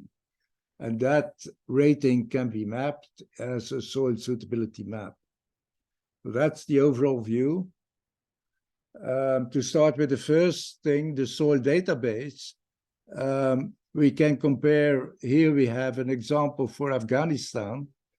The first one on the left is the map as it is in a global soil database, the Harmonized World Soil Database, the version 1. And you see there are only 20 soil mapping units, and the scale of the map is about 1 to 1 million. Now, if you go to the real national map of Afghanistan, you'll find that it's at a much larger scale, at 250,000, and you have 155 soil mapping units. So you have a lot more information in national soil databases than you have in global ones. In general, so it's quite important that you focus and you try to get the best available soil map of your area, the area you're interested in. And do not fall back on global soil maps that are very good for global AEZ, for instance, but are only a fallback position if you don't get the soil data you need. So national soil maps contain the most detailed soil information for a nation, while global soil databases should only be used if no other local soil information is available. But on the other hand, the global soil databases, they are comprehensive and they are well structured because they contain all the key soil characteristics that are needed for land evaluation, crop modeling, and AEZ. We give FAO and IIASA have produced the latest one, which is available on that website. The most detailed soil map database is to be used in the PyAEZ exercise. It needs to be structured quite similar as it's done in the global databases, and also with the same soil characteristics as present in the global soil databases, but the values need to be local and national. So what characteristics are we talking about? We could distinguish between 4 different kinds of characteristics. One has to do with the soil morphology, the other with the chemical soil properties, the third one with the physical soil properties, and then there are derived soil properties that you look into, or you use one of the 3 first ones and you derive another one. So the soil morphology goes into the soil unit name, the soil depth, the soil drainage. The chemical soil properties, there are 7 which can be looked at. The physical soil properties have to do with the granulometry, the sand, silt, and clay fraction, and the bulk density. And from these, you can derive the mineralogy, the base saturation, and a USDA textural class, and the exchange sodium percentage, which is important for sodicity. If we look into these about 13 characteristics in more detail, we see, first of all, one of the major soil characteristics that are important for land evaluation is the soil texture. Because it influences a lot of qualities. It influences the nutrient availability, it influences the nutrient retention. It is important for rooting conditions, for the drainage, and for soil workability. And last but not least, it also determines the soil moisture storing capacity, which you need to do your climatic characterization. So soil texture in practice is the relative proportion of the different grain sizes of clay, silt, and sand, and that you can group into certain classes using a soil textural triangle, which you see here on the right. Another very important characteristic is the organic carbon content. It's the part of the organic matter that is derived from vegetation and is present more in the topsoil than in the subsoil. It's a good measure for nutrient availability, and moderate to high amounts of organic carbon are generally associated with very good soils, fertile soils with a good structure. When soils are poor in organic carbon, they need fertilizer, and otherwise they cannot be very productive. A third value that is of importance is the soil pH, which is a measure of acidity or alkalinity, depending on if it's above or below 7.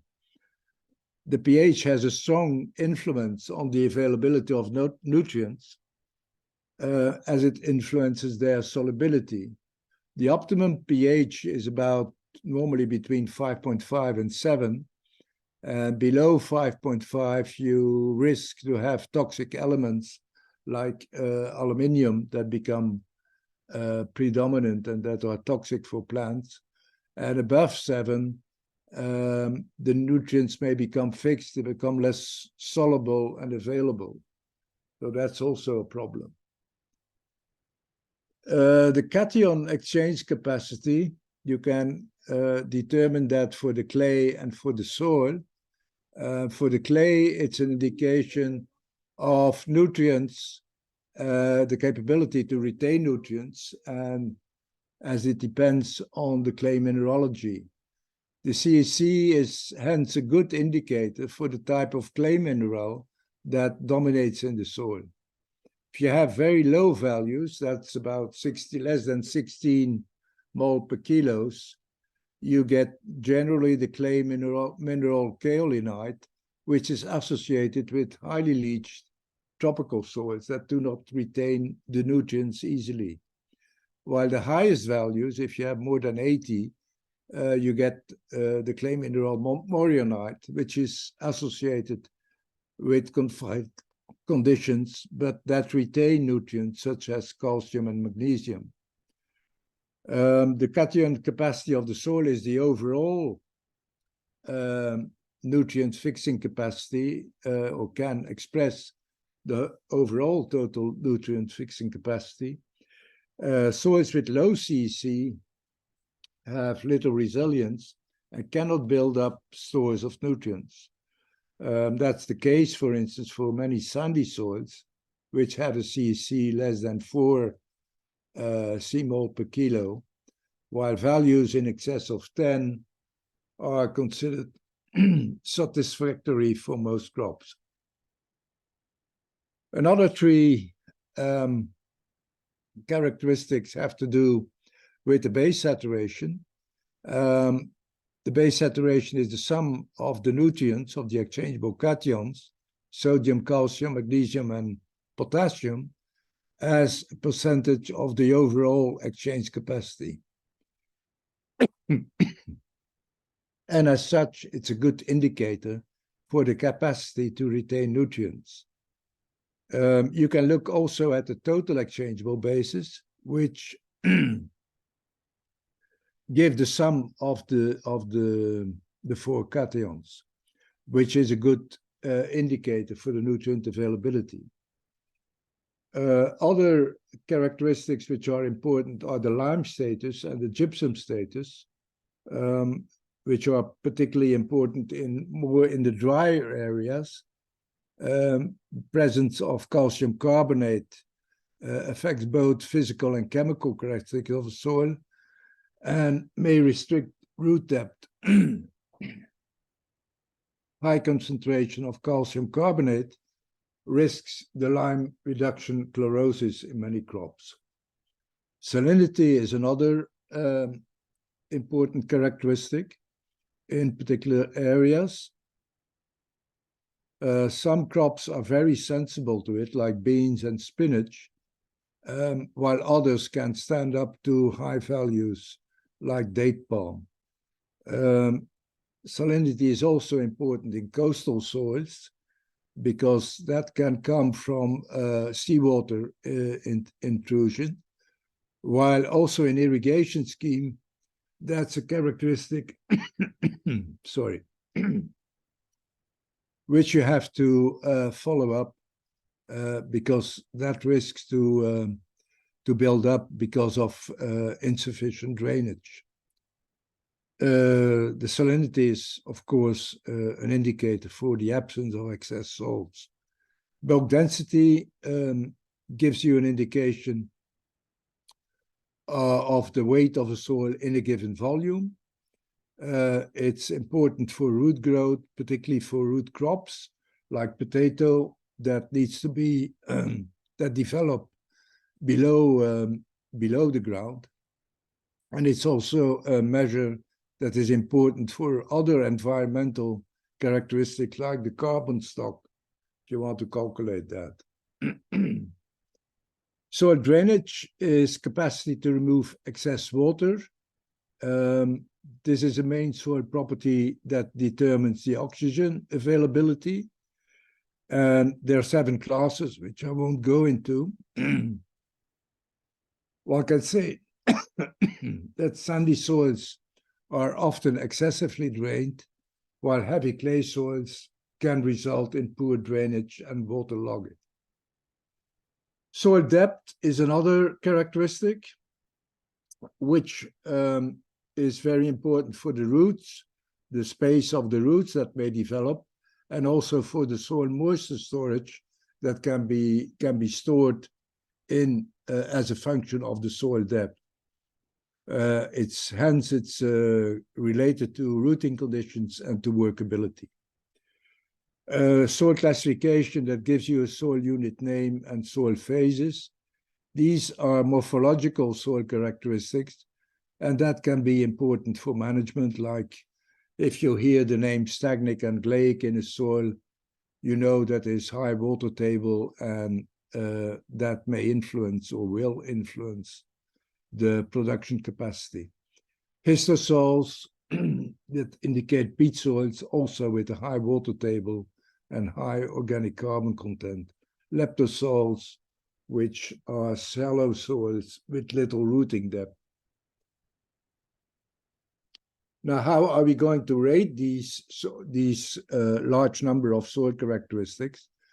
There are tables for it that have been developed on the basis of agricultural research and experiments and expert judgment. So the AEZ manual, the Global AEZ Manual 4, contains for 50 crops 3 input management levels and 2 to 3 water-specific farming operations, all the tables for all the characteristics. And you see an example here where we take just the organic carbon and the pH as an example, how they are rated from 10 to 100, 100 being the best. So if organic carbon is more than 1.2%, this is for maize, low input, rain-fed, you get a 100 rating. While if it's less than 50, if it's 0, it's the rating becomes 50, becomes low. So that can be done for every soil characteristic. There are lookup tables. But because these characteristics are interrelated, it's important to combine them into agronomic soil qualities that reflect the needs of crop. Crop needs nutrients, they don't need pH. As a practical example, if we start from a soil mapping unit, which is, if you go back to the Afghanistan map, one of the 155 in the detailed map. So if you take it as a grid cell, you can have or one soil, or you can have 60% of one soil, 40% of another one. And with that soil are then the 13 characteristics associated. For soil A can be this, and for soil B it can be different ones. And then if you rate them, we go back to the previous table that you can look up for rain-fed, which is the water management, the crop, maize, and the input and management, the high inputs. So a lookup table are available for all these, for 50 crops. Now we go from the characteristics to the qualities. We recognize 7 qualities that are very important for the production of crops and the yield potential. These are nutrient availability, nutrient retention, rooting conditions, the oxygen availability to roots, the absence of excess soils, the absence of lime and gypsum, and the workability of the soil. And on the right side, you see all the soil characteristics that we've determined previously that are related to the specific quality. So for instance, nutrient availability, you have 4 factors, 4 characteristics which are related: soil texture, soil organic carbon, the pH, and the total exchangeable basis. To go in a little bit more detail of these qualities, the nutrient availability is particularly important at low-level input farming and lesser extent for intermediate and high input levels, because there you would suppose that there would be fertilizer, while at low input level you really rely totally on the soil to supply the nutrients. Sorry. Oops. Soil characteristics used to determine, as I said, organic carbon, total exchangeable base, pH, and texture class. Nutrient retention, it's the capacity of the soil to retain the nutrients against loss caused by leaching. And this capacity is of particular importance for the effectiveness of fertilizer application, and therefore is more important for intermediate and high input levels. Soil characteristics that are related to this are the CEC of the soil and the clay, the base saturation, and the texture class. Sorry. Good rooting conditions depend and include the effective soil depth and the soil volume. So we look at sufficient soil depth for anchoring of the crops, the available soil volume for root crops to extract the nutrients, and the space for tuber crops for their expansion. So if you have a vertisoil which has shrink and swell properties, that will put pressure on your potatoes and they will not look very good. So that has to be taken into account. Rooting conditions are estimated by combining reference soil depths, soil properties, soil phase that are related to soil depth and volume. Oxygen availability is mainly related to soil drainage and the absence of water logging. Salts and solidity. Salinity is measured by the electric conductivity of the soil, and it inhibits the uptake of moisture. It reduces yields in general, and high salinity levels, they may kill the crop. There's also sodicity, which is a high sodium percentage that can cause toxicity and also affects the soil structure, which leads to a massive or coarse structure with low permeability. Then there are a number of toxic elements and the status of lime and gypsum.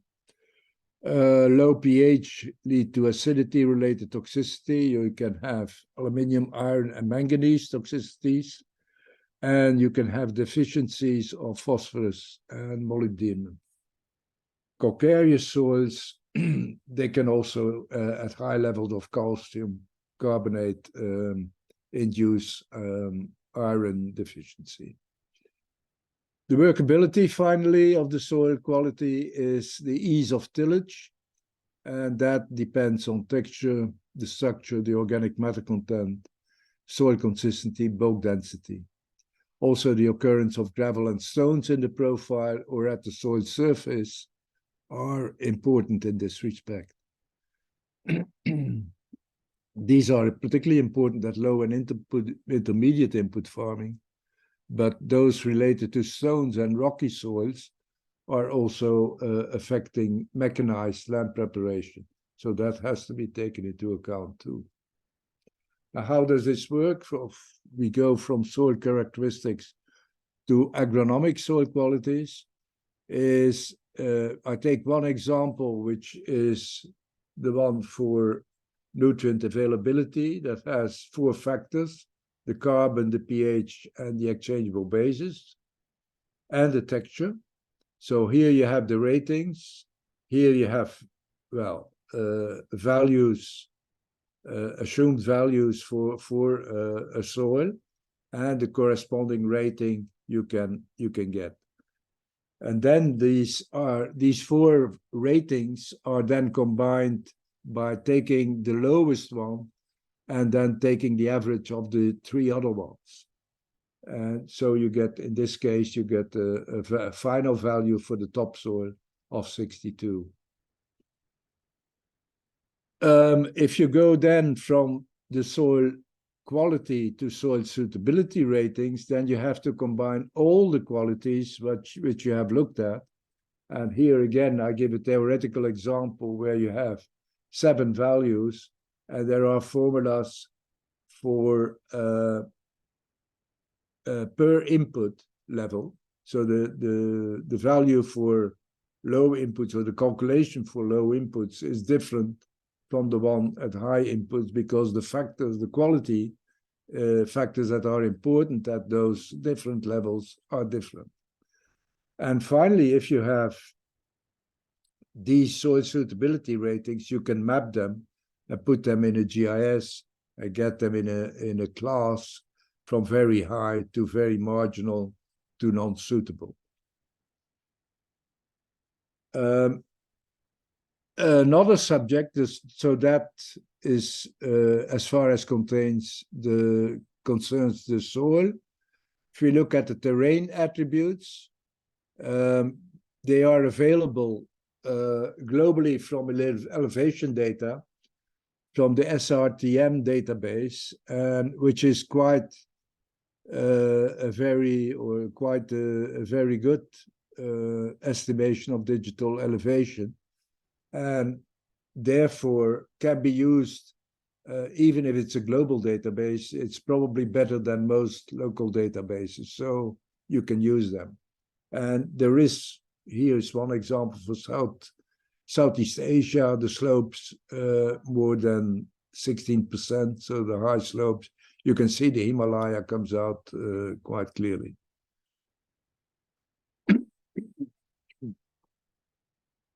The influence of terrain on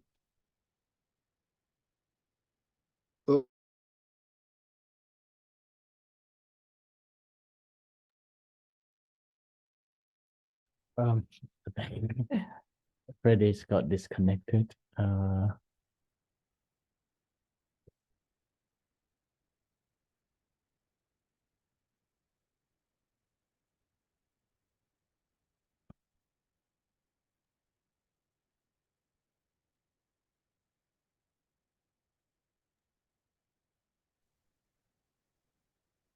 Can we wait a few moments? Yeah.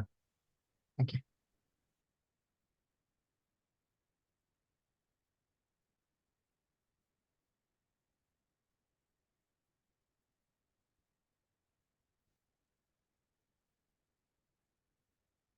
While we wait, if you have any questions for any of us, please, you can leave them in the chat box, or you can ask us now while we wait, because I think this slot would go.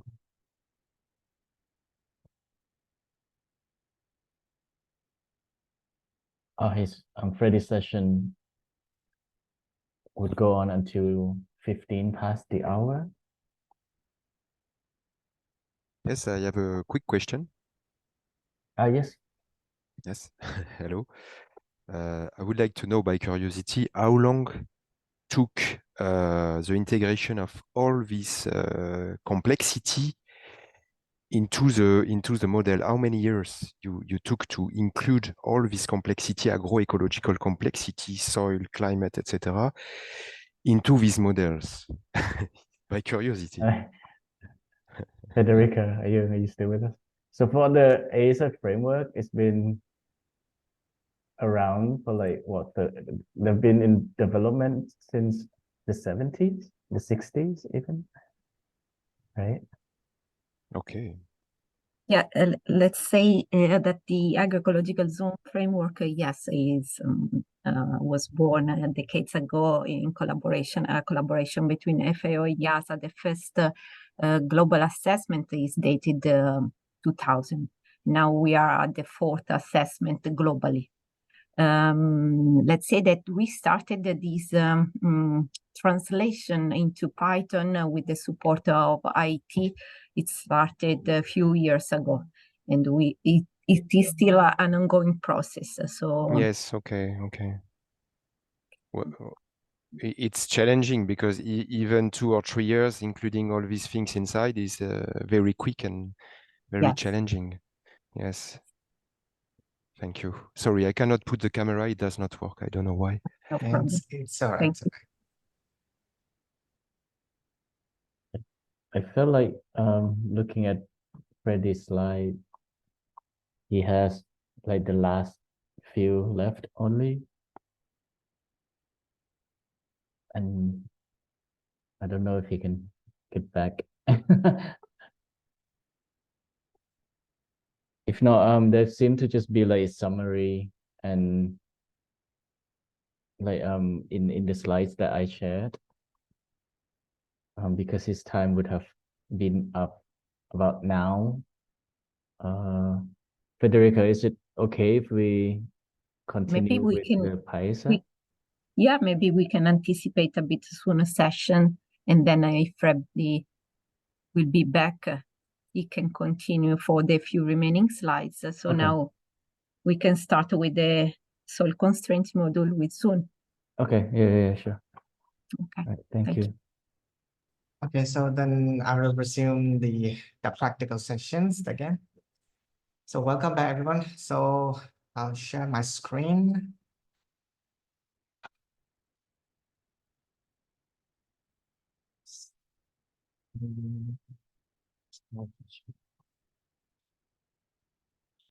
So in PyAEZ version 2.2, the soil constraint, it has undergone several modifications and revisions and done so far based on the recent version of Harmonized World-Site Database. I refer to version 2.1 of Harmonized World-Site Database.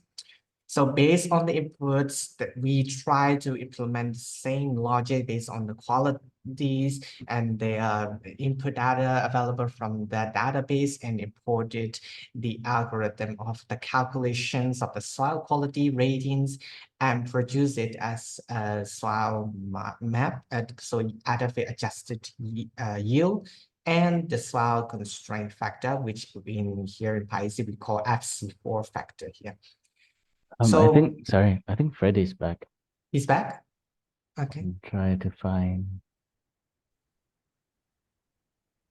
Yes, sorry about this. Hi. Yeah, Freddy, would you like to continue? I will Finish answer your it, thing. okay? Yeah, well, I was.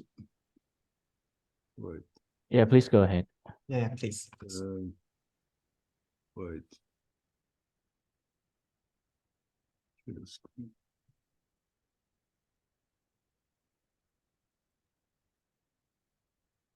Oh, I can't share my screen. Oh wait, can you try again?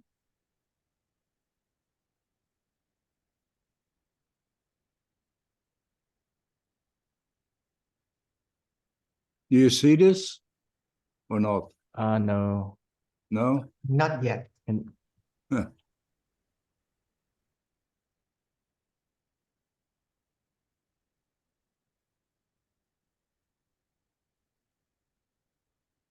Yep, it's coming.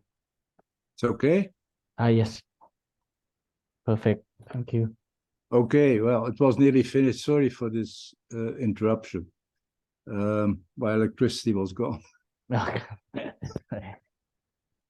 Cultivate. So terrain yield constraints can be calculated. They are very important for the loss of nutrients, the truncation of the soil, which are all due to soil erosion.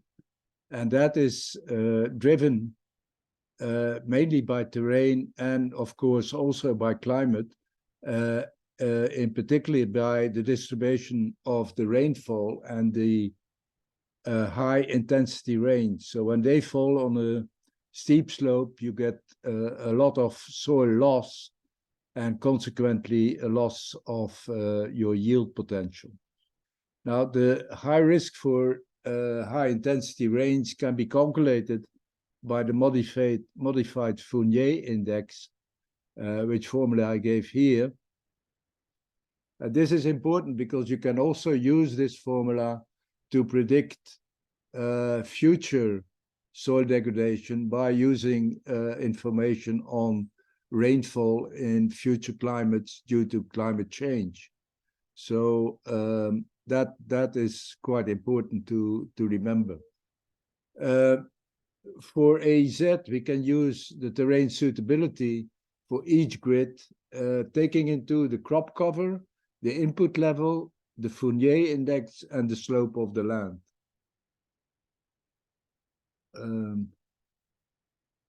Here we have an example how the soil suitability, or the suitability is calculated, the range suitability is calculated or indicated as a function. Above you see the slopes going from 0 to more than 45. Here you have the crops which are divided according to the way they cover the ground. So the more they cover the ground, the better. And this is calculated for a specific Fournier index.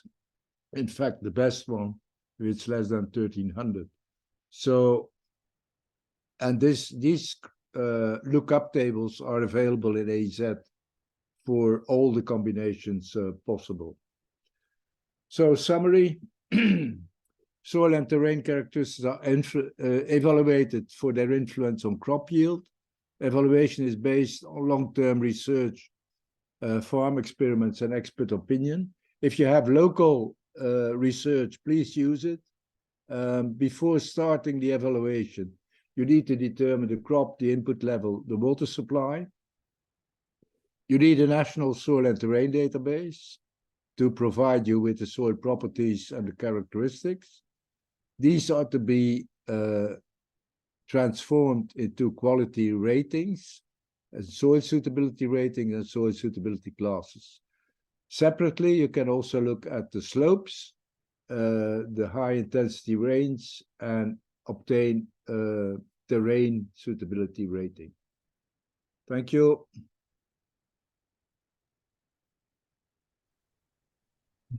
Thank you, Dr. Freddy Naktakale, for the presentations. So I'll just resume back my practical section part. So I'll share the screen again. Okay. So I'll go back on this particular part. So the features of module 4 for which we call the soil constraint part. So there has been some more revisions based on the harmonized recent version of harmonized WASA database inputs. But overall, the algorithm of the calculations of the soil qualities and the soil ratings are still intact. And they will try to apply to our input yield from either rain-fed or irrigated conditions to adjust based on your soil ratings that you have for each soil mapping unit. So the soil map, it works for the categorical ID number, which we call soil mapping units, and each soil mapping unit will accommodate a list of its soil characteristics, including the physical and the chemical properties of for each individual IDs. And now, with this new version, we are introducing Excel sheet integrations instead of providing but the Python sheets, so that it will be able to understand more about from user perspective how how each soil quality has been accommodated for which kinds of radiance and etc. So this make these more user intuitive in this sense. So this is what we have been this is our current target for the soil constraint in module 4.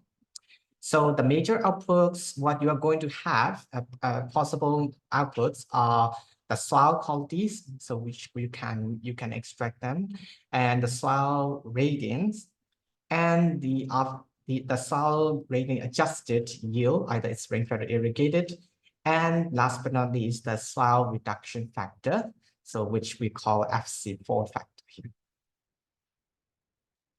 So the Excel sheet integrations for this module part, we have two aspects in terms of data preparation for soil constraints.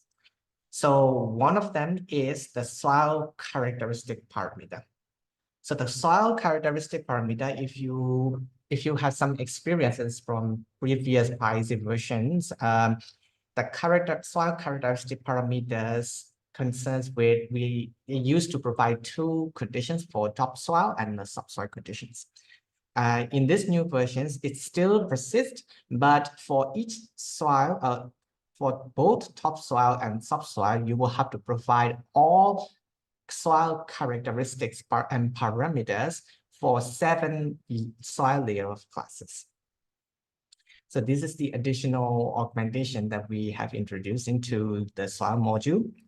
And it corresponds to each unique soil mapping unit in a given area of interest, so which corresponds from the soil map. And the second thing is your LUD or input management level focus adaptive requirements for soil and their respective soil ratings for the evaluation of the soil qualities. So it is fully depending on the type of crop that you have and your input management level, which Dr. Natagale has explained earlier. So it depending on your land utilization type that you have and the management, these ratings and the reduction factor settings could differ from crop to crop. So these two sheets has to be provided. At least in this example that you're going to have, we have already provided these soil characteristics parameter for each soil mapping unit allows, and it has been classified. It has been provided 7 sheets. Each sheet corresponds to one unique soil layer depth class.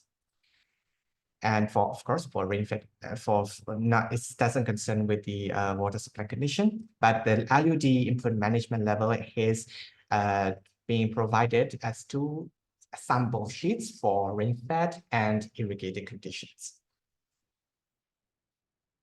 So let's explore a little bit more about how the soil characteristics parameter settings what you are going to deal with. Okay, so we are going to list out all of the possible soil mapping units from a given area of interest.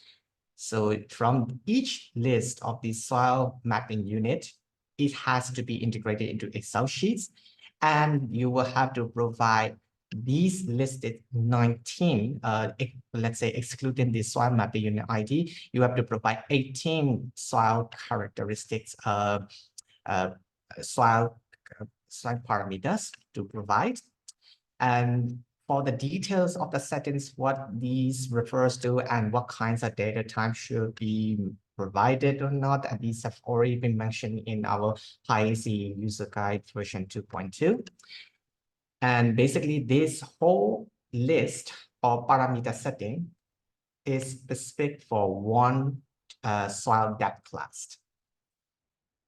So what I'm saying is if one sheet in that soil characteristics map will refer back to one particular soil depth or class, and of course the definition will differ based on the kind, whether you're dealing with the topsoil condition or your subsoil conditions.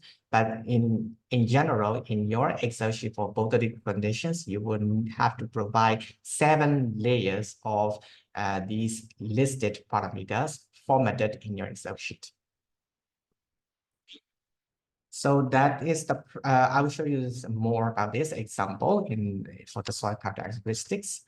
And so the next step, what you are going to prepare is, so LUT specific or LUT focus or management focus adaptive requirements and their corresponding reduction factor settings. So as you have learned from previous presentation, so in PyAEZ, you try to evaluate each soil mapping unit's soil suitability based on 7 qualities.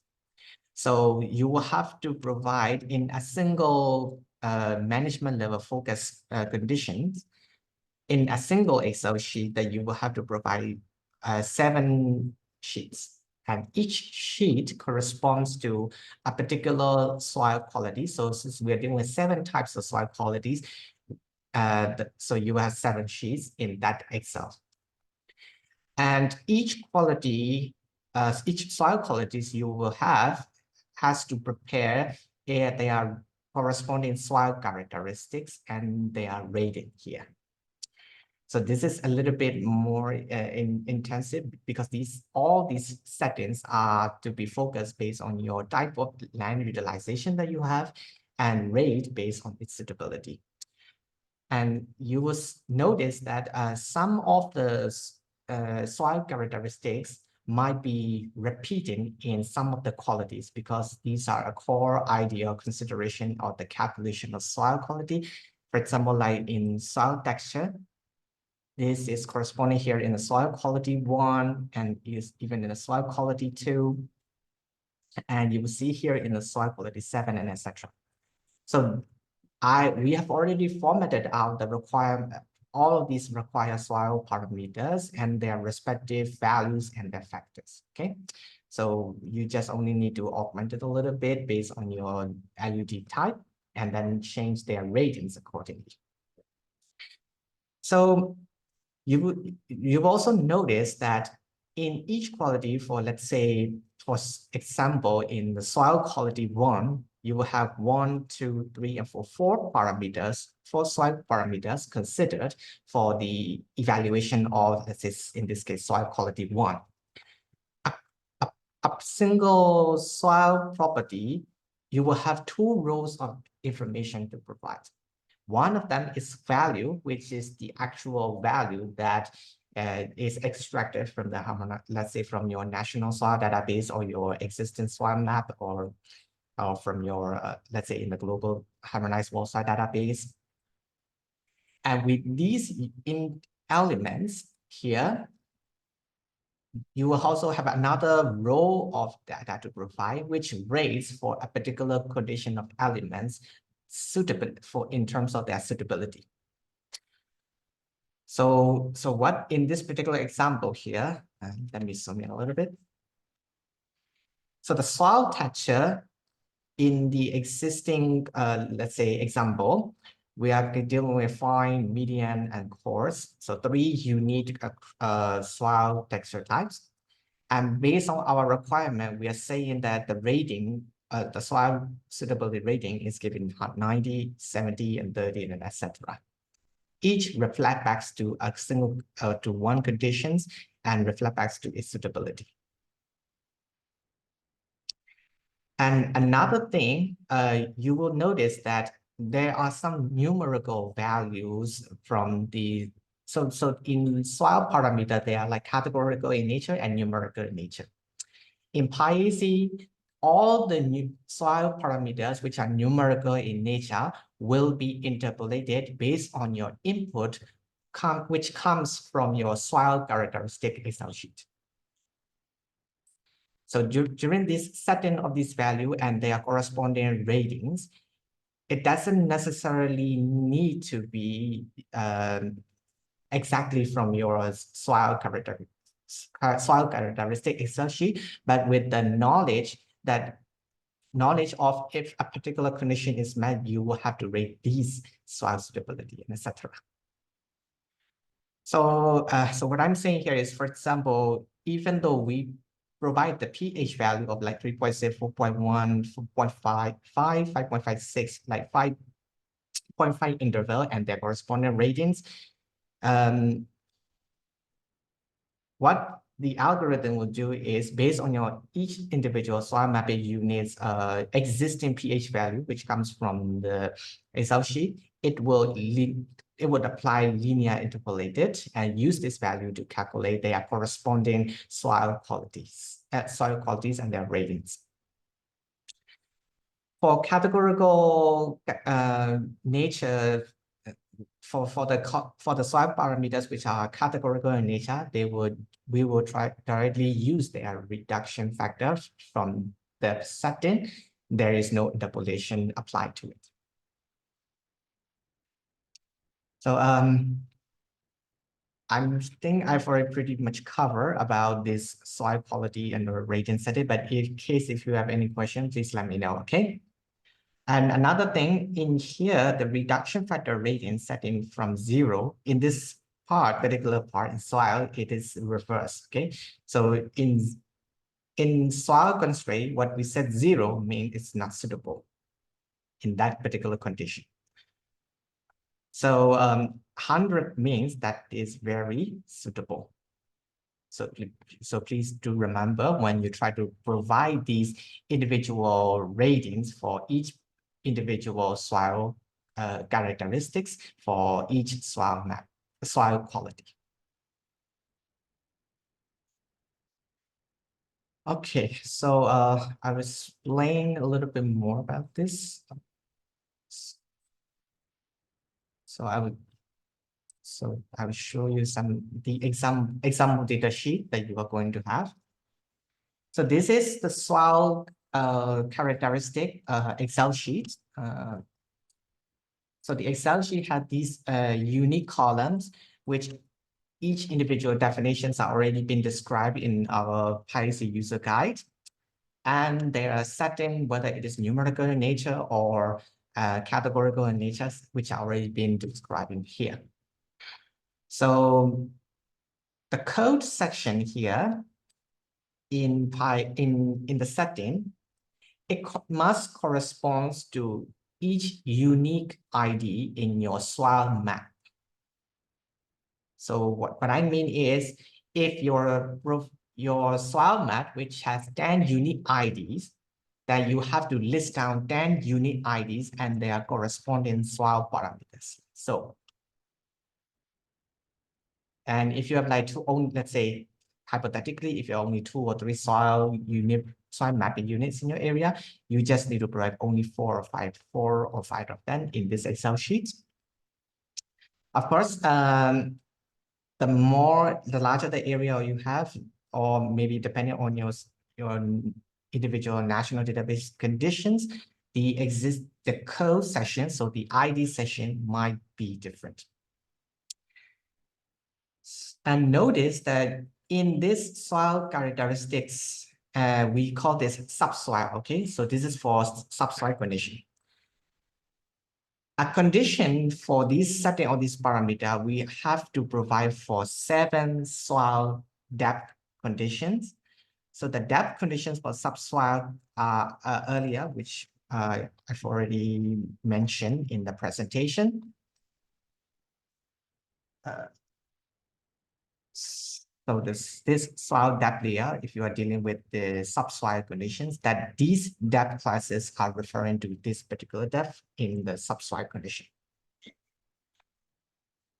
So we have to provide each individual soil depth 18 soil characteristics in a single Excel sheet for a single, in this case, subsoil conditions.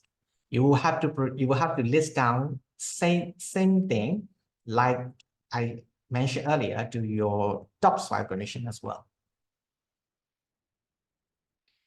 So for example, this layout is for subsoil condition or for all these soil mapping units in depth 1. So depth 1 class. So if you go to depth 2 class, you will have different characteristics existing in here. Okay. So same thing, if you go for depth 3, you will have to provide the same settings with different numerical values for each soil characteristics, and until you reach up to depth 7 class. So this is for for subsoil. It is also the same thing that you have to do for topsoil conditions as well. So to summarize, you will have to provide 2 Excel sheets of soil characteristics for representing topsoil and subsoil conditions. In each condition, in a single Excel sheet, you will have to provide 7 layers of property, each layer representing a particular soil depth class.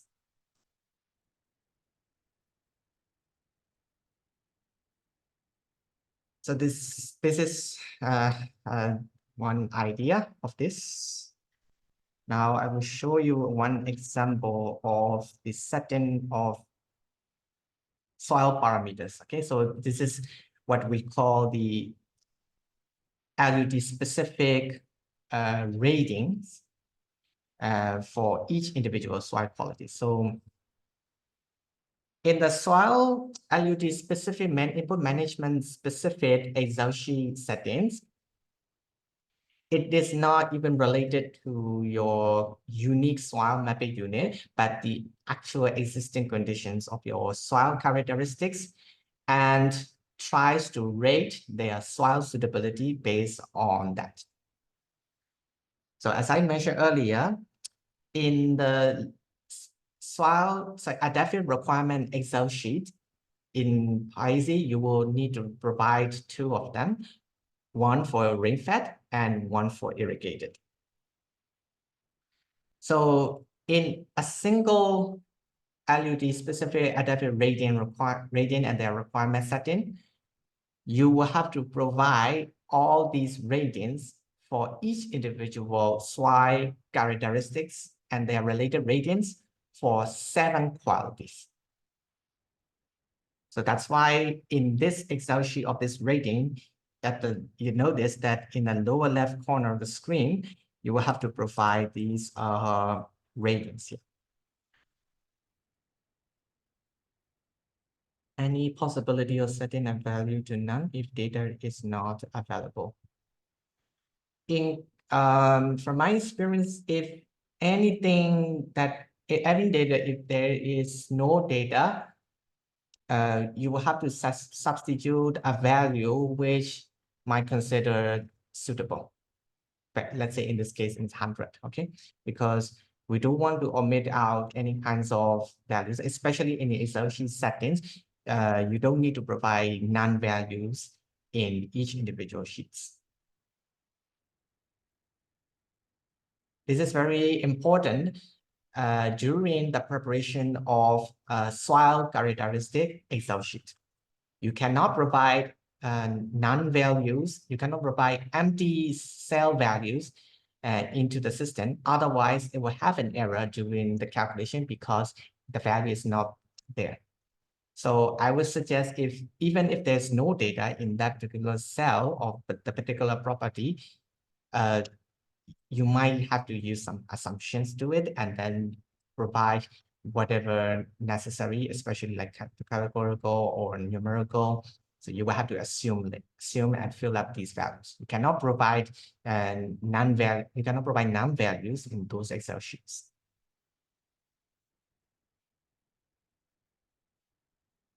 Now, now to continue, you will see that each quality will have, let's say in this soil quality 1, you will have these notations on this first column here. So this is corresponding to each column of these rows corresponds to unique soil property. For example, like soil texture corresponds to TXT. And there are 2 types, TXT val and TXT axicity. TXT value means you have to provide these list of items which corresponds to unique soil texture. In my case, I have 5 categories of soil texture here: clay light, clay loam, sandy loam, and sandy loam, and then etc. Okay. And during the settings, make sure these unique categories are also available in your soil characteristics Excel sheet as well. For example, if in your soil characteristic Excel sheet doesn't have, let's say, if they have loam soil texture type, but if you didn't provide that loam texture type and their rating in this soil adaptive rating Excel sheet, you will get an error because you are missing their unique value. Okay. So especially in the categorical parameter settings, make sure all the existing unique categorical classes considered and added into this adaptive rating Excel sheet and provide their corresponding suitability rating.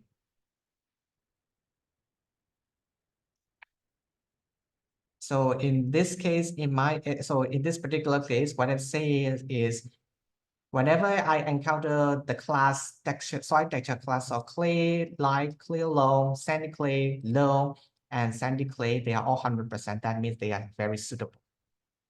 As the value goes down from 100, that means there are some reduction and unsuitable characteristic happens. Okay, if it reaches up to 0 in this factor 1, that means this particular soil texture class is not suitable for this particular land utilization type.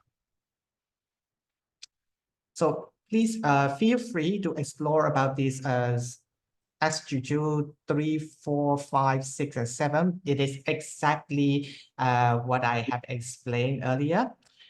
Of course, you will see more or less rows of inputs there because each quality considers different numbers of soil characteristics. That's why you will have different soil characteristics considered, and then they calculate the soil qualities for each individual soil mapping unit.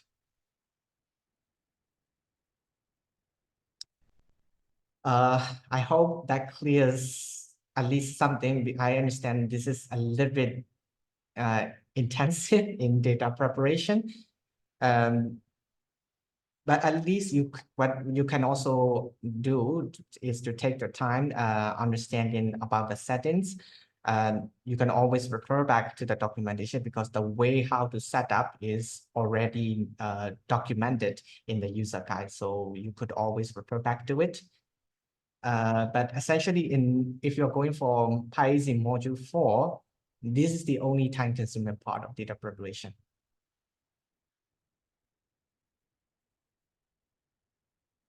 Right. So with that being said, let's continue our practical sections. So if you go to your notebook, notebook for soil constraint. Okay, so please open the notebook 4.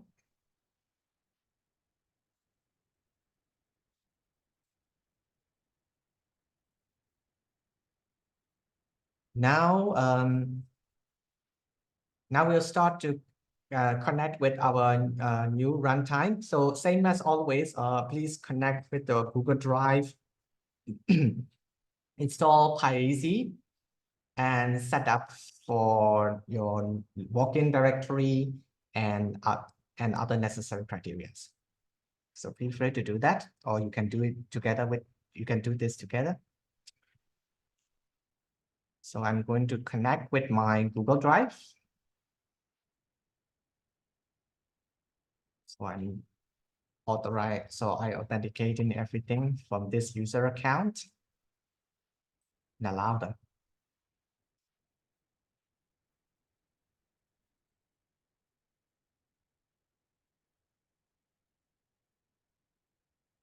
So if it is mounted, so now the G drive has already been connected in here. So for those who haven't installed GDAL, please uncomment this out to install GDAL. But in my case, I've already installed, so I just only need to install PyAEZ. So pip install PyAEZ and run. So as always, it's installing PyAEZ, and after it's finished, you will see here successfully installed PyAEZ.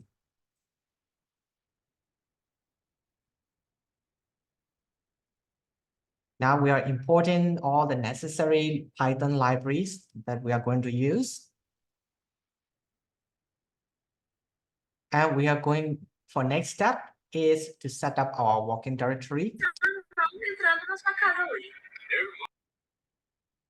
So if you go to my drive, so in my case, my working folder is PyAEZ working folder. So I will copy that file path. And then we will replace it in here. We will comment out this system.path or append. We don't use this code line. So just hashtag and then click on it.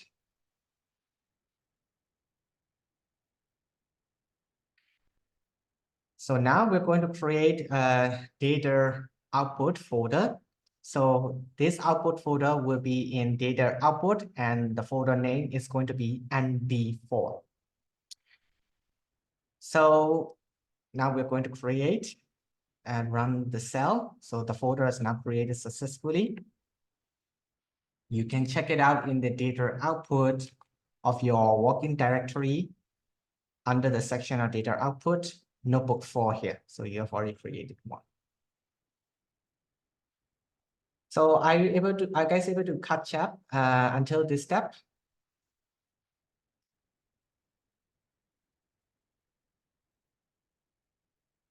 Right, okay. So now we'll start off with the soil constraint part. So the way of calling our soil constraint is the name itself. So from PyAEZ import soil constraints. You double call that name again to create a soil constraint object class. We name this called soil constraint. And there's no setting to provide, unlike climatic constraints, just to let you know. And the utility calc, so to provide as Excel sheets for, for exporting TIFF files of our results. So we will click on that. Now, reading the data, so we're going to provide this base file path, which is our lao admin TIFF file. So we will have to copy that file path from your data input and lao admin TIFF file. So I'll copy that file path and replace it in here. Now, for the yield map, for this demonstration, we are using the output, which is already output yield maps, which have already which we have already applied module 3. Okay, so that's why I declare the folder path here, data output, notebook 3, and client maze adjusted yield. But I just want to make sure whether that folder, that file name exists in my data output. Let's check. Client maze yield rain, client maze yield rain. Okay, so the file is already there, exists. So in case if you got an error in these two locations, or you will have a different file path, just go to your yield map where obtained from module 3, copy that file path and replace it within this code. So in my case, I will need to do for the yield map rain and yield map irrigated. And now the next step, we're going to provide our soil map. So this example data is from the harmonized well soil database. So we are going to provide the soil map.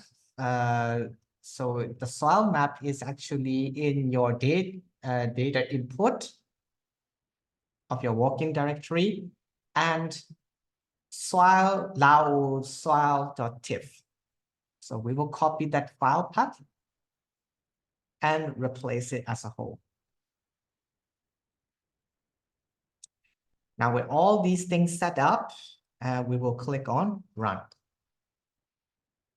If you got an error, please check out whether you have provided the correct directory, okay? Okay, so now, as I mentioned earlier, we are providing these soil reduction factors and the ratings in an Excel sheets. So we are going to import those reduction factors file here. So in our Excel sheet, this is what we call here is soil params irrigated and soil params rain-fed. So these two files, these example two files are LUT specific for maize in this case, okay? LUT specific, input management specific, ADAFIC rating, which are already listed, provided for all 7 soil qualities here, which we have created for irrigated and rain-fed conditions. So I will copy that rain-fed sheets in here by copying that path.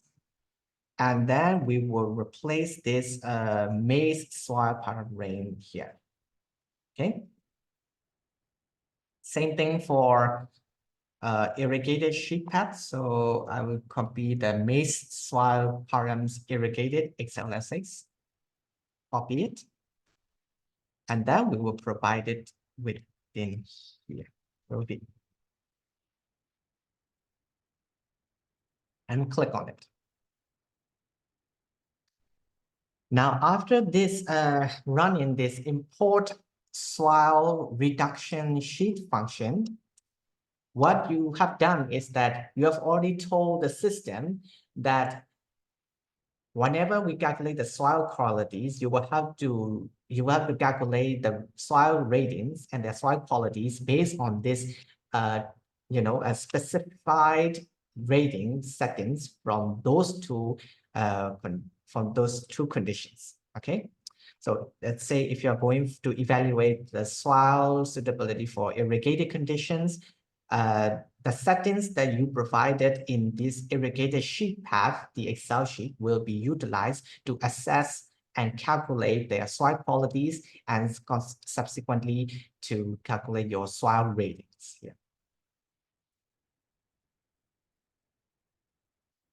So the next step, what we are going to do is to calculate the soil qualities and the ratings. Okay, so for this moment, we are going to apply soil constraints for rain-fed conditions. So the rain-fed conditions, so that's why what the function name is called calculate soil qualities. Okay, and remember, this calculation can only be done after you have imported this soil reduction sheets into the system. Please don't run this calculate soil qualities function without providing those ADAFIC ratings first. Okay. So in this function, you will see that the calculation of soil quality requires 1, 2, and 3 conditions. Okay. So each conditions, so you will have to select whether you are evaluating for rain-fed and you are evaluating for irrigated. So you have to select either one of them, one at a time. Okay. So in my case, so the irrigated setting should be I, capital letter I, and for rain-fed, it is capital letter R, okay, in string format. So this flag will be used to determine which ADAFIC requirement lookup setting from the Excel sheet that you have provided and utilize them to assess their soil qualities. Now, then you will see here topsoil path here and the subsoil path. So we have already provided all 7 soil depth classes, soil characteristics for all soil mapping units in a given area for 2 conditions, so a topsoil and a subsoil conditions. So We just only need to provide, we have to, by requirement of function, you will have to provide both of them. But this irrigated or rain setting will decide whether you're evaluating only rain-fed or whether you're dealing with irrigated conditions, okay? But the topsoil path and the subsoil path will have to be provided regardless of your water supply management system that you have to do.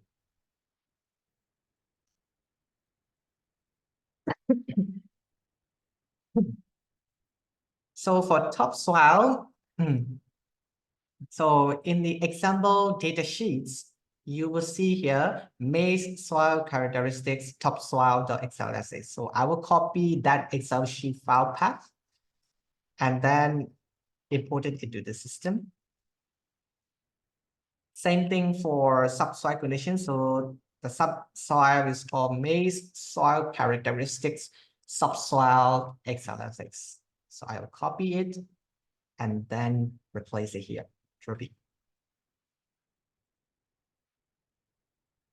So after all these settings that you have done for this part, after finishing this calculation of soil qualities, the algorithm will calculate all of the provided soil mapping units 7 soil qualities results, okay, which we are going to see soon. After the calculation of your soil qualities, the next step what you are going to do is to calculate your soil ratings.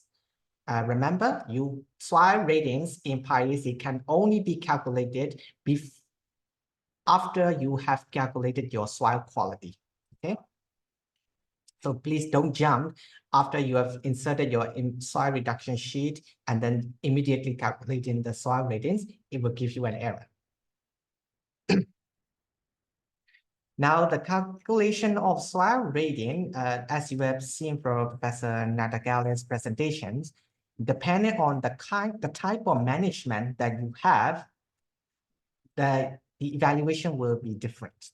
Okay, so this is why in the soil calculation of soil rating functions, you have to provide either 3 of the conditions that PyAEZ considers. So one is for low input level management, second, capital letter I for intermediate input management level, and high input management for capital letter H, respectively. So in my case, I'll provide for maize high level input management and calculate their soil ratings here. Okay.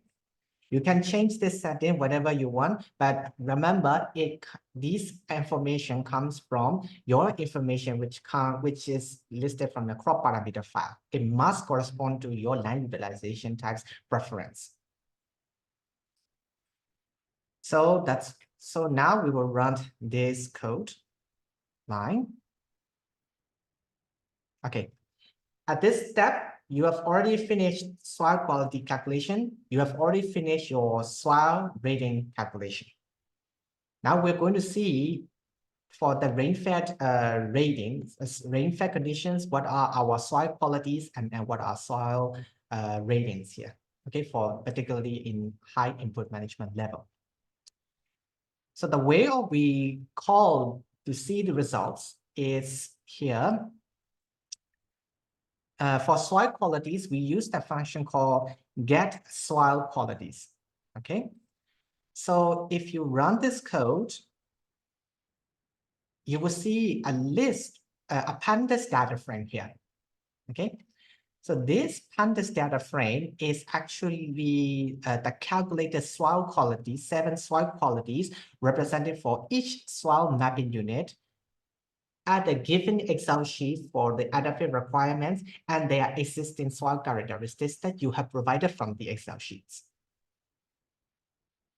So we have, in our case, we have 16 unique types of soil qualities, and each has been evaluated for their own ratings of soil qualities and based on your input. Okay. So these all parameters are all being provided in this part. So this is how you would try to understand what the qualities that they have or they sustain in each soil mapping unit in a given area, and that's how you know about their rating. Soon going to be the rating as well.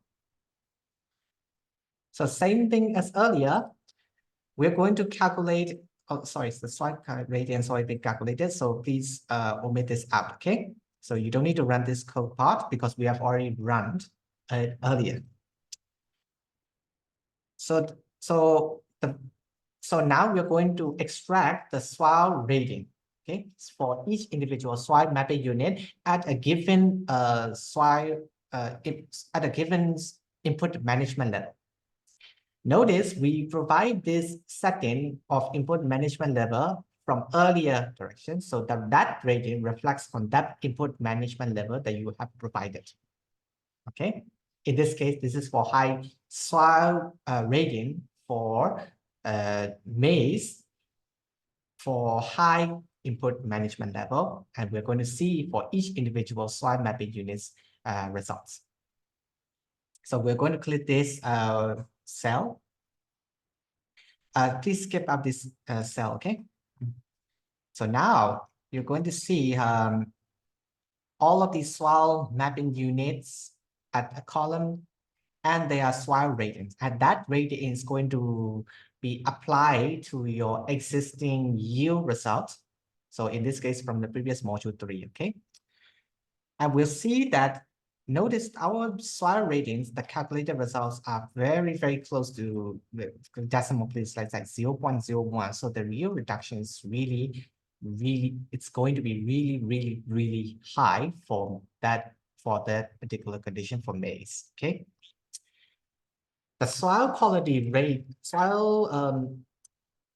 rating ranges from 0 to 1. As values which are very, very closer to 0 means it, in terms of soil adaptive suitability, it is not suitable. If the value is very close to 1, that means in terms of adaptive requirements, it is very suitable for that particular location, okay? So now the next step after all of these settings, what we're going to do is to apply that the calculated soil ratings to your yield map. Sorry. So the function name we call is apply soil constraint. You will have to provide the soil map. And so the soil map is a 2-dimensional NumPy array. Each ID corresponds to a single soil mapping unit, and they are your input yield. It doesn't matter which yield type, which water supply conditions that you have. So please make sure your Excel sheet settings and your input yield map are represented for the single conditions. If you're evaluating rainfall conditions, make sure all the reduction factor settings and the soil characteristics and the rainfall is specifically for the rainfall condition. Same thing for irrigated as well.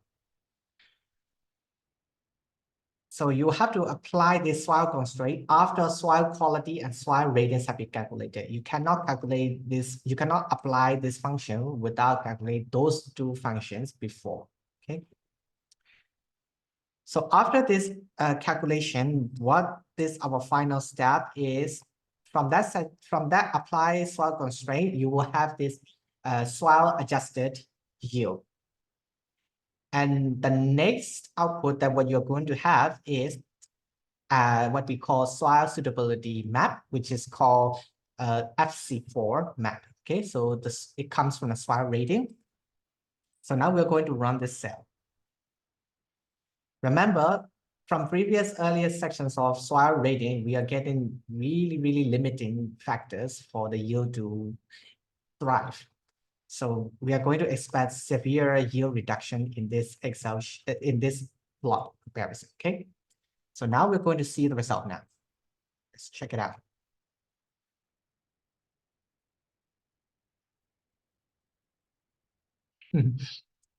So now, as you can see, because our maximum factor, which we have from the soil constraint factor, is even the maximum is not even close to 1 or 0.2 or etc. because it is so limiting in terms of the soil requirement. That is why the obtained soil adjusted yield has become drastically going down to 0 compared to your original yield map. But mind you, depending on your existing soil databases and their characteristics, so depending on your data information, the value of the soil constraint factor ranges from 0 to 1. So in this particular case, this area for Lao is very, very limited in terms of adaptive requirements for maize condition, okay? But if you are dealing with a different crop type for different conditions, the requirement might be different, so the rating will automatically be different and the suitability will be different as well.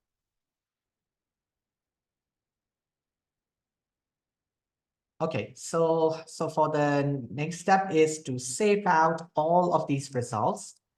And so we are going to save this output in notebook 4, and we call this soil climate adjusted maize yield file, and this FC4 factor as well. So we're going to save this output. So for those who have errors in this part, please make sure that this directory is provided correctly. Okay. And then we click on running. And then in the data output, you're going to see this is, we got different rainfed yield, different original rainfed yield. I think you got the rainfed yield from module 2, I think. If you you can also test it out if you want, let's say like using module 2 yield results and then apply this soil constraint part. I think in this case, you might have some differences, okay? But if you use the results from module 3, so I'm talking about module 3 yield results, you might have results like mine, okay? But it doesn't matter. The main highlight is about this non-type. Yeah, so it's about the data. So the file path. Okay, so make sure. One thing to remind you, whenever you run the function called save raster, so the description already said that you have to provide the file path of your reference geodiff file, okay? And you have to give the file path of your newly created geodiff file, okay? So that includes not just only your file path, but also your new file name as well, okay? So that's why in the Excel sheet, that's why data output, notebook 4, soil, climb, yield, maize, rain. This is the new file name that we're going to give, okay? And the NumPy raster, so the calculated results from previous 2-dimensional NumPy array is provided in here. So, which I said earlier, actually, this function tries to copy the coordinate reference system from your reference file. In this case, this is base file path, and copy and paste it into this 2-dimensional NumPy array. So this is how this save raster works, okay? So, so this is what you're going to get for rainfed condition. So I'll do the same thing for irrigated condition, but I'm going to run through it, okay? So remember, if you are going to do for 2 conditions, okay, make sure you create 2 object classes and run them separately, okay? Please don't do like this, okay? Please don't do like this, that I substitute the file paths here and then run it again and again in a single object class that I have created. So what I'm suggesting you is like, let's say for rainfed condition, I created an object class called rainfed soil climate as object class. And for irrigated conditions, I will go for the name as rain-fed object class equal to soil constraint, soil constraint. So you have two object classes. All of the functions are still there. You just only use these two things separately and run separately to save your outputs separately. So for now, for the demonstrations, I'll run it through for you. For topsoil, so the topsoil path is here. So this is, so I'm copying this and then replace it in here. And for subsoil, soil characteristics in here, copy the file path and then replace it in here. Remember, we are evaluating irrigated conditions, so that's why I said I here, okay? And we are going to calculate the soil ratings for high input level. So now we have calculated this. So after you change these settings, depending on your conditions, like previously, some of them might have different soil qualities now compared to the previous result. Okay, you can check it out later. But remember, whenever you change your at least in the subsoil and topsoil path and your condition, the ratings and the qualities calculated and returned back, they are going to be different. Okay. So in my case, it has some differences, but it is a little bit better. So earlier in rain-fed condition, the soil rating usually starts from 0.01, but for irrigated conditions, it's 0.04. It's a little bit higher, but it's still not good enough for maize. So for the rain, so applying the soil constraint map, so you provide the soil map and your irrigated yield map in here. So notice this difference, okay? So I run these things like earlier, visualizing the results.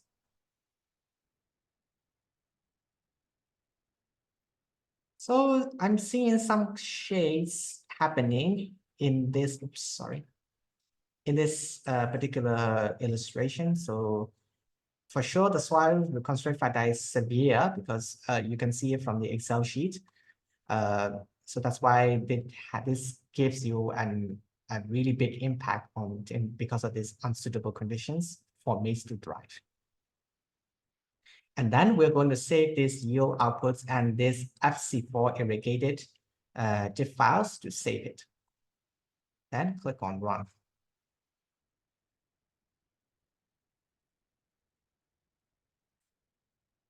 Don't forget to save your notebook as well. All right, so that concludes our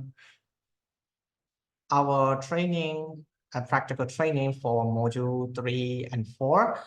I hope you get some knowledge about the settings of PyAEZ especially for soil constraint.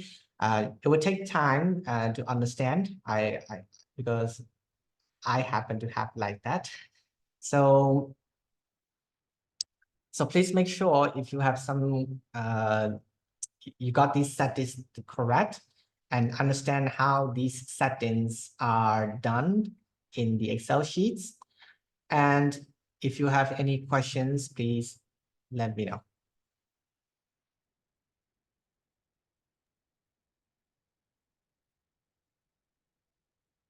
Thank you, Sean. So Yeah, we can have sharing. like some quick Q&A before we close.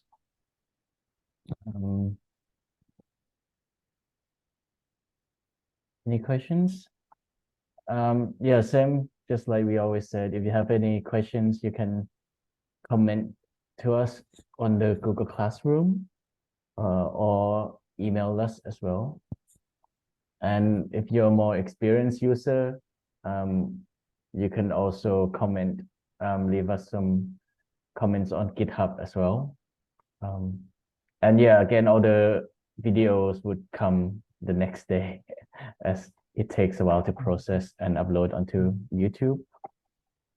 And tomorrow we have a link for the evaluation form that we'll ask everyone to help us fill in. It will take less than 5 minutes. So that would greatly help us. If there's no urgent question now, I think we can close. Thank you again, Freddie, for your lecture, and Swan. I think Freddie will be back with us tomorrow for another theoretical session.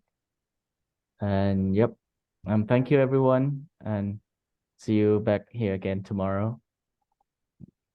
Thank you. Bye-bye. Thank you.